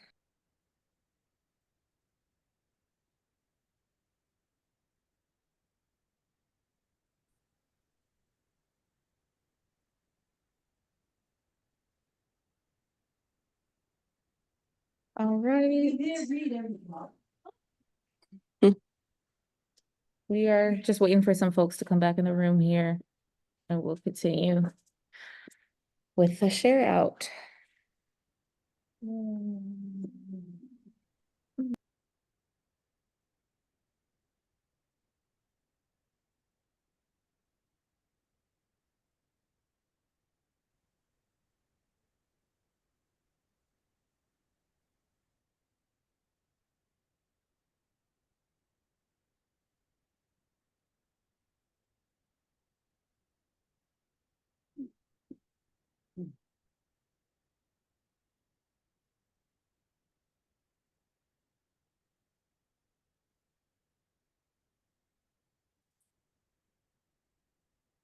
I was just thinking the other day, when I was just doing this. Missing.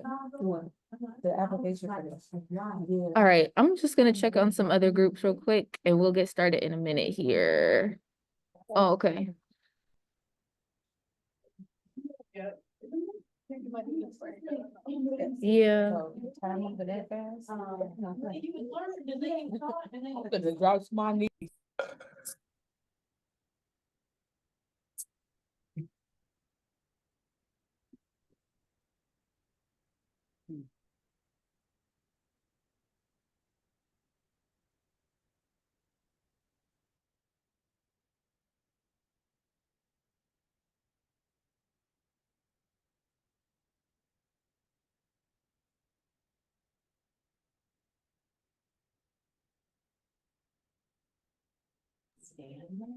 Out teaching me all. All right. Good stuff, just. It's so.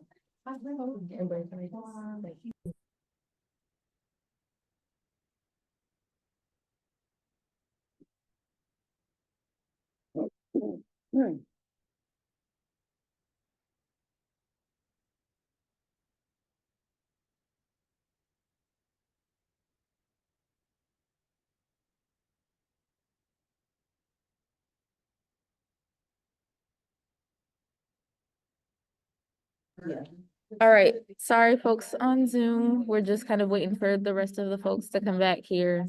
So thank you for your patience. Connected with community ed, and I'm trying to get in a school, it's like, but I'm doing it for adults, and they take me. Okay, so that I works. just pretty much charge my price and then whatever add the 25% on top of that, so. And we help promote and all that kind of stuff too. I appreciate that. If you can hear my voice, clap 3 times. If you can hear my voice, if you can clap 2 times. Ooh, did 3. All right. Thank you, everyone. We'll keep the conversations going. Right? If we could maybe start with, we'll just go around each group to kind of share what you talked about. Yes. Oh, Cynthia, if you would like to speak, please do so before we do the share out. No, I don't. I was trying to just clap. Oh, okay. Thank you. All right, if we could start with the folks that were here in the conference room and on Zoom. Y'all want to share thoughts about what you talked about, and we'll just kind of rotate for each group. So who wants to share from that group? And we'll pass the laptop to you. All right. So some of the stuff we kind of talked about, especially when it comes to like having a cooperative and some of the challenges that kind of come up with having a cooperative is just kind of like all coming together, having different businesses and like different ideas and then bring it together to make one cooperative for the same cause is really learning how to kind of work together, even with different personalities, different skill sets. So learning like people's weaknesses and their strengths and how do you work together even when issues arise, especially when it comes to even personality. Like some people like to be in control in some aspects with the business, and some people don't like to be in control. Some people can be organized, some people can be unorganized. So just making sure in the cooperative, like how do you come together and capitalize off of like the strengths and learn how to work through like different weaknesses as a whole. And then also the trust, like making sure like there's trust within the co-op too, because we kind of touched on that, like how trust can be sometimes an issue in the Black community on like how do we like trust each other, like how do we work through different things around trust as well. And something we kind of talk about too is like when it comes to like even a normal business. So like how is a normal business ran versus like a co-op, some of the principles. And we kind of talked about like how when you are running like a normal business is a little bit more restrictive and there's like models in place like CEO, CFO, how funds are like dispersed, kind of like how the people that like the workers are making the CEO or the CFO richer, whereas the cooperatives, you're all working really together for one cause and you're kind of building your own identity, and it's a little bit more flexible when it comes to what rules you set within your cooperative with each other. And like those things are not like as restrictive and it's more flexible and those things can be changed. And then also kind of as a collective, you're able to like disperse the funds how you guys want them. Like it's not as restrictive as kind of the principles in like a regular business. You're making your own decisions in your co-op. Also share your name. Oh yeah, sorry. My name is Joanna. We also moved into the Fannie Lou Freedom Farm Cooperative. We thought it was like really cool and dope that Fannie Lou started this cooperative to like empower like farmers and sharecroppers. There's this really specific model that was named where there was a pig bank and you can rent a pregnant pig from the bank. And once those pigs gave birth, you can give that pig back to the bank. And then those other families went on to breed more pigs and donate pregnant pigs to other families. And this continued to over 300 families, getting over like 3,000 new pigs, which is like a form of wealth, right? Because you can make bacon and I love bacon, y'all. Like that. I said bacon and my mouth started watering. You know, like it's a form of wealth because you can like feed your family, but then you can also like sell pigs. But it was really a way to like liberate and free like Black farmers and sharecroppers. And we answered the question like what kind of help do you value getting? And I spoke about like childcare, right? And like how the cooperative that we're coming up with for Black mothers specifically who are creators and entrepreneurs, like childcare can be a barrier for us in our work. And so what if we had like a nanny that, you know, was like that went around, you know what I'm saying? And like watched the kids and then trained 3 more nannies and then watched, you know what I'm saying, watch other people's kids. And like, what kind of model does that look like Because I think a lot of the times when we're thinking about cooperatives, we're thinking about like, although it's not based in capitalism, we're thinking about money, right? And what Fannie Lou Hamer is showing us here is like, you can build wealth in pigs, right? Because pigs have like multi-purposes. But yeah. We didn't get to the other one. Thank you. Can we have the group that was in the kitchen, Monica and Nakar, and whoever was on Zoom, whoever wants to share out about what you all talked about? All right. So I'm just gonna go back to our notes because I need to, Monica, I'm just going to our notes so I don't miss anything. I think the first co-op that we discussed was Wages Now Prospera. And it was a group of women who earned low wages and they got together to build wealth. What we were unsure of was really what their business was. We wanted to know more about the details of the business.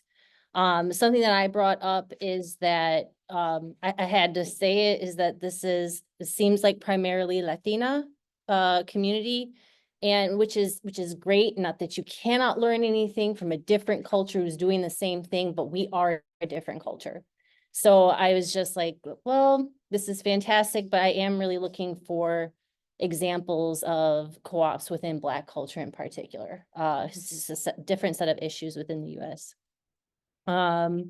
The next we talked about was the Black Panther Party survival program, which is very personal to me because my mom was in that program in Chicago.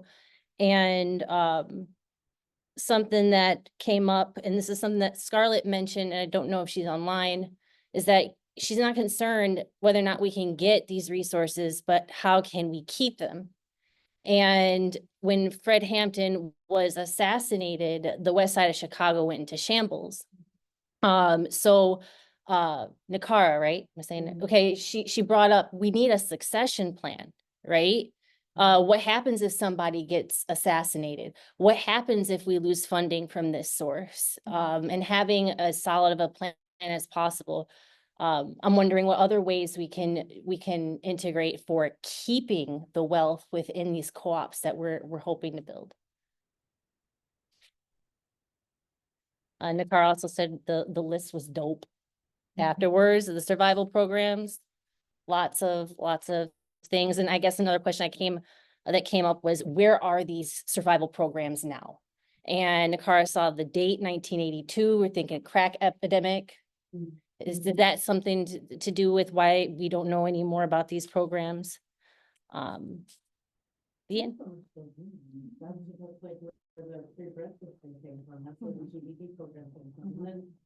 I just needed to say, like, there's co-ops that are not necessarily of the Black culture, but you know, we're stronger together, whether it's with or without. So I would just say we can learn from all the different co-ops. Absolutely, absolutely. All right.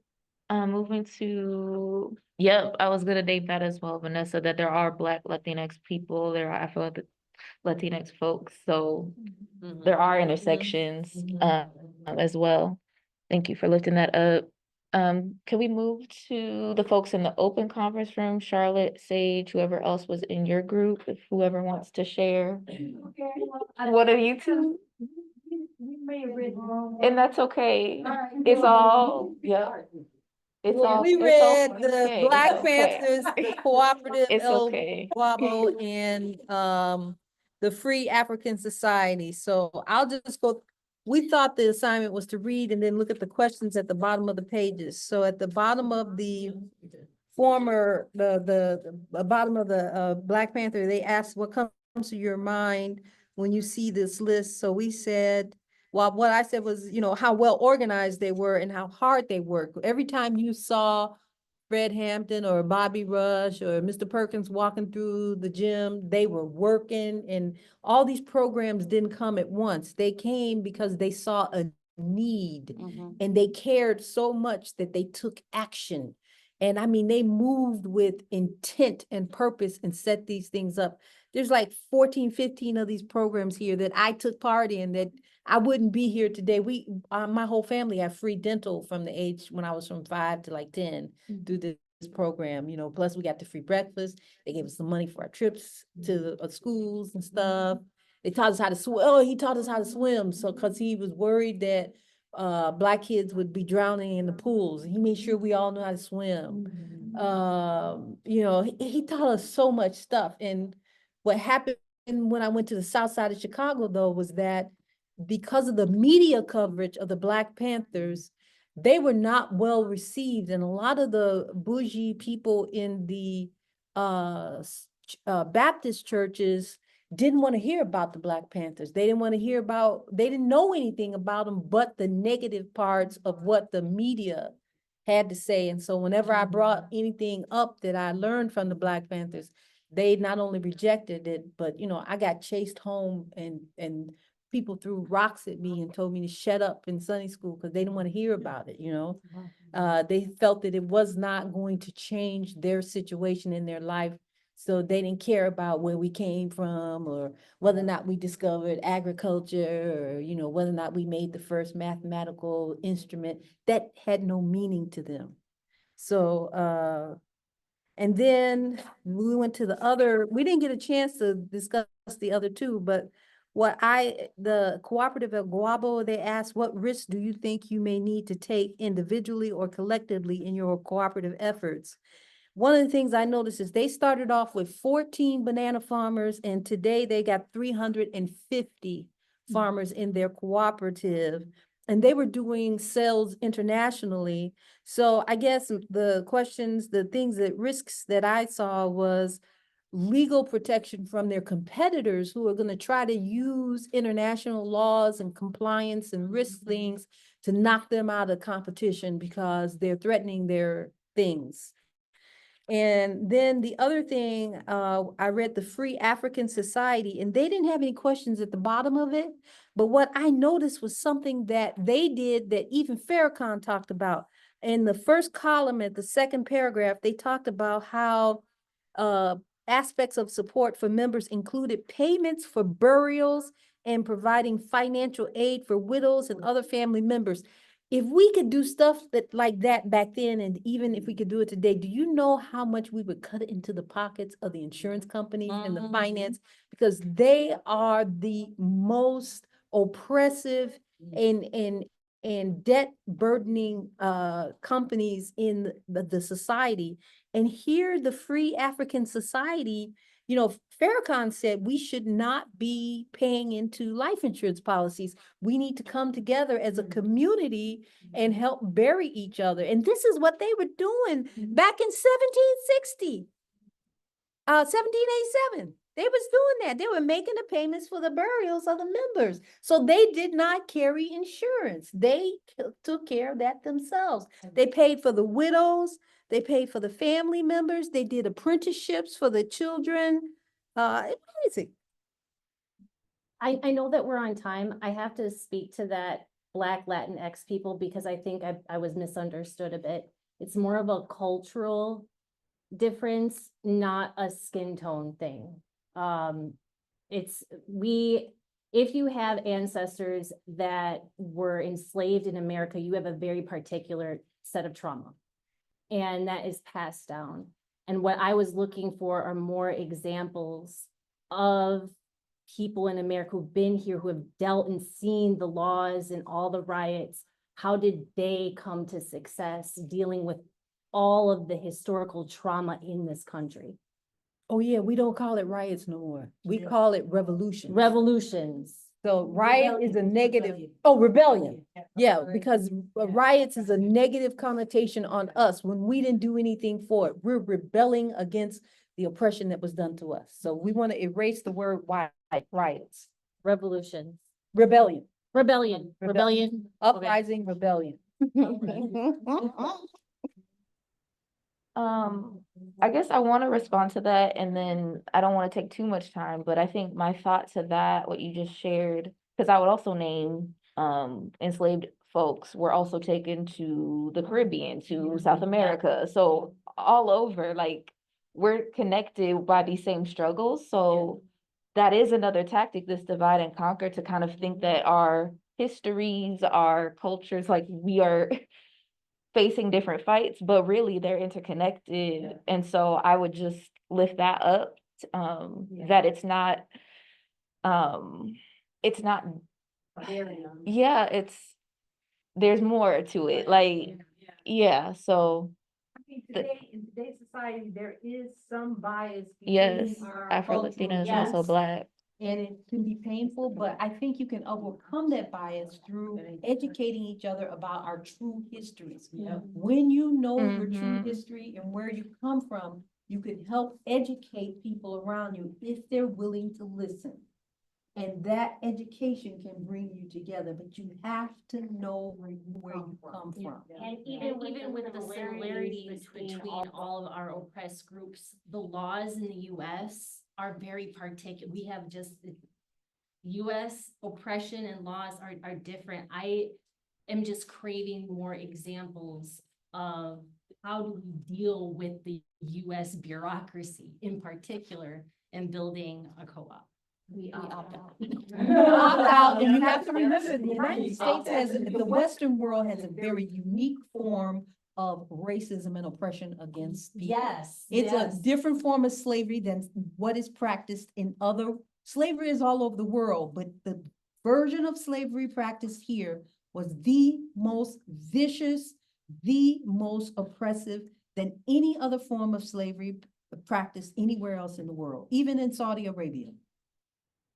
I think this goes back to like the question as to like what's keeping us from connecting, right? Yeah. Because it's like, I hear what you're saying. Yeah. And my daughter is Afro-Latino. She's Haitian and she's Black American. And I just can't imagine the type of divide she would feel even in this conversation. Yeah. Of like, oh, my grandparents are from Haiti, and there's a very specific type of revolution and uprising there. And my mother's from Chicago, right? And there's a very specific revolution uprising there. And I grew up in Minnesota. And there's a very specific uprising and revolution there. And it's really important that we are able to take in what we've all done collectively to liberate Black people across the diaspora, right? Yeah, I'm in agreement. Yeah, I'm in agreement to what you're saying as well, but it's important that we do see our fellow Latino and other BIPOC folks like present in our cooperative economic structures and like what they've done, because they do come to America and they do come to this country and deal with Western imperialism as well. And although it may be different, a lot of what they've done, we can learn from. Absolutely. You know, Yeah. so. People's reaction. Yeah, See from Latino people. No, for sure. And I'm Yeah. not debunking that, but what I'm saying is it's like it can be easily cause an internal like divide Yep. Yeah. amongst us. You know what I'm saying? Past that. But it circles back to that initial conversation. All right. Courageous conversation. Yes, we Right. talked about break space. Okay. I wanted to Chipo, I say- see your hand up. I want to also make sure that the other groups that haven't shared can share. If you have yeah, if it's in response to something being said, let's hear from you briefly, and then we're gonna move to the last two groups to briefly share. Yeah, what I wanted to say is that slavery ended in Brazil in 1871, so 6 years after it did in the US. And so as we look at our Afro-Latin, sisters, they suffer the same things. I mean, just look at the numbers of police brutality in Brazil today, and it's the same thing.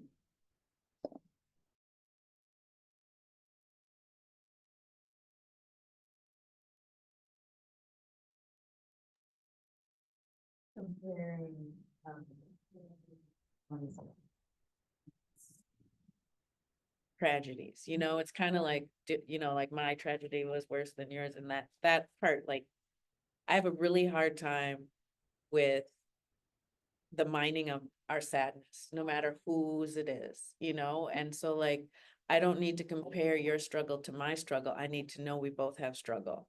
And I feel like with that, I don't need to qualify that, you know, whose was harder struggle. I think we all have very different lives and we don't need to get into that part. What we need to think about is how we can come together and how we can help each other. And it's not to say that the struggles don't matter. And it's not to say that, you know, that's not important information, but I think in this part of us coming as a collective, it is not because somebody hasn't dealt with the same types of oppression that I have. They have ideas that I have like can't even access because it has been shut down. And so like I feel somebody coming into what we are going through might see a light where I can't see it because I already know that's just not gonna happen. You know, and so I feel like when we come together, we're gonna be able to show me things that I may not necessarily like gravitate to, or my instinctual part of me has shut down, so I can't even access it. So I think of it more as, you know, these are beautiful, great ideas. And again, we're stronger when we come together and they don't want us to. And so all those little nitpicky things are just like a way to make us have more separation and be isolated. And at Mudluck, our informal kind of, we don't really write it down anywhere, but none of us is as smart as all of us. Right, that's Keegan's mantra is like, we're stronger together. All of us. We are stronger together. And, you know, like, there are things that I feel, I might know how to do. I wouldn't say it's imposter syndrome, but I'm willing to try most things. And I don't necessarily know how. But Keegan and Katrina both have these different lenses that they're coming from. And so, you know, Keegan's is just like this historical brilliance and can recall anything. And Katrina, being white, has this a much bigger amount of what is it? Just faith, kindness and faith. Faith, maybe? Where I she's don't like, know. she has a bit more grace to give because she hasn't been hurt as often or in the same types of ways and has, you know, this more ambassadorship in certain situations, you know? And so like for the three of us, we've got this trifecta where we're able to come together and make things happen and have ideas of things. Like I sometimes feel like Katrina has a little more boldness where I would be like, I gotta be careful. I gotta tread lightly, you know? And so in that, I feel like that makes us that much stronger. I think ultimately thinking, I'm just gonna move over here. Yeah, there you go. You're fine. Ultimately, I think it's like the transatlantic slave trade. There was one route and they just dropped us off at different points. Mm-hmm. That's it. Mm-hmm. We're all the same. We have, they legalized some things in different ways. They privileged other things in Yeah. other ways. And it is up to us to decide together how we want to move forward from this moment. Yep. Like, this is all we got. This is Yep. the only moment we have. Yes. It's never coming back. I know. Yes. And so that put it stronger that way. together Yep. piece Yeah. and recognizing the uniqueness Mm-hmm. of the journeys based on where your ancestors landed or were Yep. dropped off. Yep. That's the personal stuff we have to do, but together, Yeah. We need to lift each other. we need to And be do able that. to like, Yeah. you know, acknowledge those differences give us different advantages. And that's just part of it. Thank you. Closing out, so Victoria, was there anything that you wanted to lift up that you talked about in your group on Zoom? I would invite one of my partners to do like Shania or yes. How many laptops they got going? Right? Anyone from Zoom want to share what was in their group? We had a really good conversation. Can y'all hear me? Yeah. Okay, so we had a really good conversation around um that I think is relevant with the other conversation that's happening around freedom and active choice, and how sometimes we can feel paralyzed when we actually have freedom because of how we've been conditioned. That we need someone telling us. There needs to be a dominant figure that's telling us what to do. So then when that's gone, and we have access and we have opportunity, and we actually have the freedom to make the choices at times, it gets hard and a little bit paralyzing. And that came from a few of our examples, just around worker cooperatives, and that power in decision making can be very, very hard as well, and that we need to like lean into that and remind ourselves of that. It's because we haven't had those opportunities in the past. So that was some good discussion that came up with our group. Thank you. I know we're running out of time here, but the folks that were in person, if you have any brief thoughts you'd like to lift up now, that was Lauren, Nisha, Kat, and Keegan. If y'all want to share anything briefly before we close, feel free. Sorry. I don't know why you have to be the leader, but you are the leader right now. Well, I can share one of them. So we read on the YWBN Cooperative Bank, and I just realized I don't think they explained what YWBN stood for. I don't think so. Did we catch that? Yeah, they did, but it was a little further down. Okay, sorry. Well, I just wanted to share that, like, I highlighted a few things that kind of stood out to me, and then I'll talk about what we talked about in the group. I highlighted at age 33, because that's around my age, and she was the executive chairperson. Oh, the Young Women in Business Network. That's the name of it. Sorry. It started in 2009. They provide economic empowerment for all female professionals and entrepreneurs. And what we learned about, and we couldn't quite pronounce her name, but Lakotsi. Lakotsi. How do you pronounce her first name? And Tabalang. Yeah. We was close. We was trying. Lakotsi. So what we highlighted as a group is that you gotta have courage to try to like go against the grain, like go against to rebel against the system. Because what I loved seeing here is that she saw something. Okay, there's a sentence in here. It says, to understand why Lakotsi sees potential where many others have not. And that hit really hard because you have to be able to see something like a gap or an opportunity in order to like cultivate a change in the system. So to understand why Lakotsi see potential where many others have not, it is important to understand the market she seeks to tap into and represent. So y'all can help me on this one too, because we were trying to figure out what the Stokeville's was or Stockville. It's a money lending circle. Oh, that. So the Stokeville, so it's a money lending. I mean, we kind of did come up with that. But I also highlighted this collective comes together to pull money. Yeah, so yeah, this collective come together to pull money for a common aim, thus mobilizing like-minded individuals towards achieving financial and social goals. We also highlighted how courageous you have. Oh, I already said that, right? How courageous you have to be in order for you to try to ignite a change like that. This also was established in South Africa, right? So this was a collective that she created in South Africa. And then back to like the courageous, her being courageous. I also highlighted that on Friday, June 15, 2018,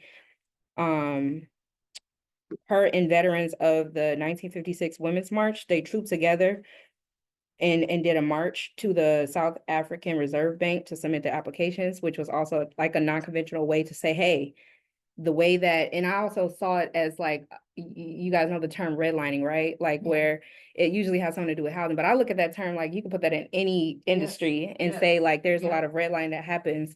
And in order to establish a credit union, you'd have to make a certain amount of money. Basically, you got to be rich, you know, you got to be financially secure. And because of, her acknowledging like, okay, this is honestly holding up a lot of Black women, or Black women in particular, from being able to start their own credit union, that we're gonna have to be able to approach this in a different way. So I think that, we basically understood that this was a movement where she had to have courage to stand up to a system in order to even establish her co-op. If y'all want to add anything else, please. We are at time, so just wanting to thank everyone for sharing your thoughts. I see I know there were some other comments on Zoom that we can look back at. We will share the chat after, so we can keep that record. I just want to close us out with reading the card, because I feel like it'll be a good kind of book into this time. And then I'll drop the survey link and QR code as well. We'll send that out after to take that. So again, the card read, "We cried and sobbed and wept and bled tears. But when we were finished, all we could do was continue living." And that's from Nettie Okorafor from Binti. "So where are you willing to go through it in order to get through it?"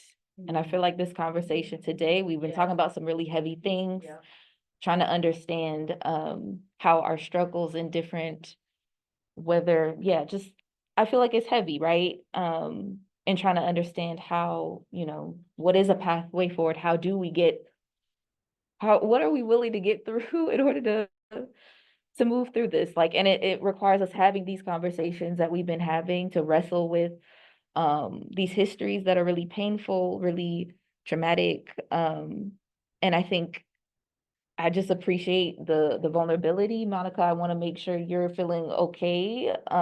If there was anything else you wanted to say, okay, please feel free if there is something you want to say right now, like, and we can also talk privately too. No.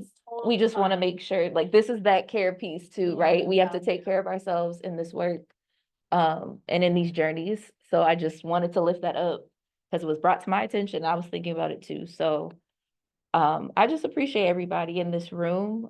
Thank you for bringing your whole selves to this. And I'm just hoping that, yes, I'm going to drop the link to the survey, the QR code as well, but feel free to think about this. You don't have to do it right now. We'll send it after, but there's just, a lot of really important intergenerational things happening. I mean, literally looking around the room, Black women, Black femmes. We talked about Black feminisms, like this is our lineage that we're part of. So I just am feeling all of that right now. So thank you, everyone. Wanting to just, close in that way, and obviously continue the conversations as we depart from this place, but just wishing everybody blessings, peace as we close out our time. So thank you, everyone. Yeah, Okay. you. Thank you. Yeah. And we can stop the recording.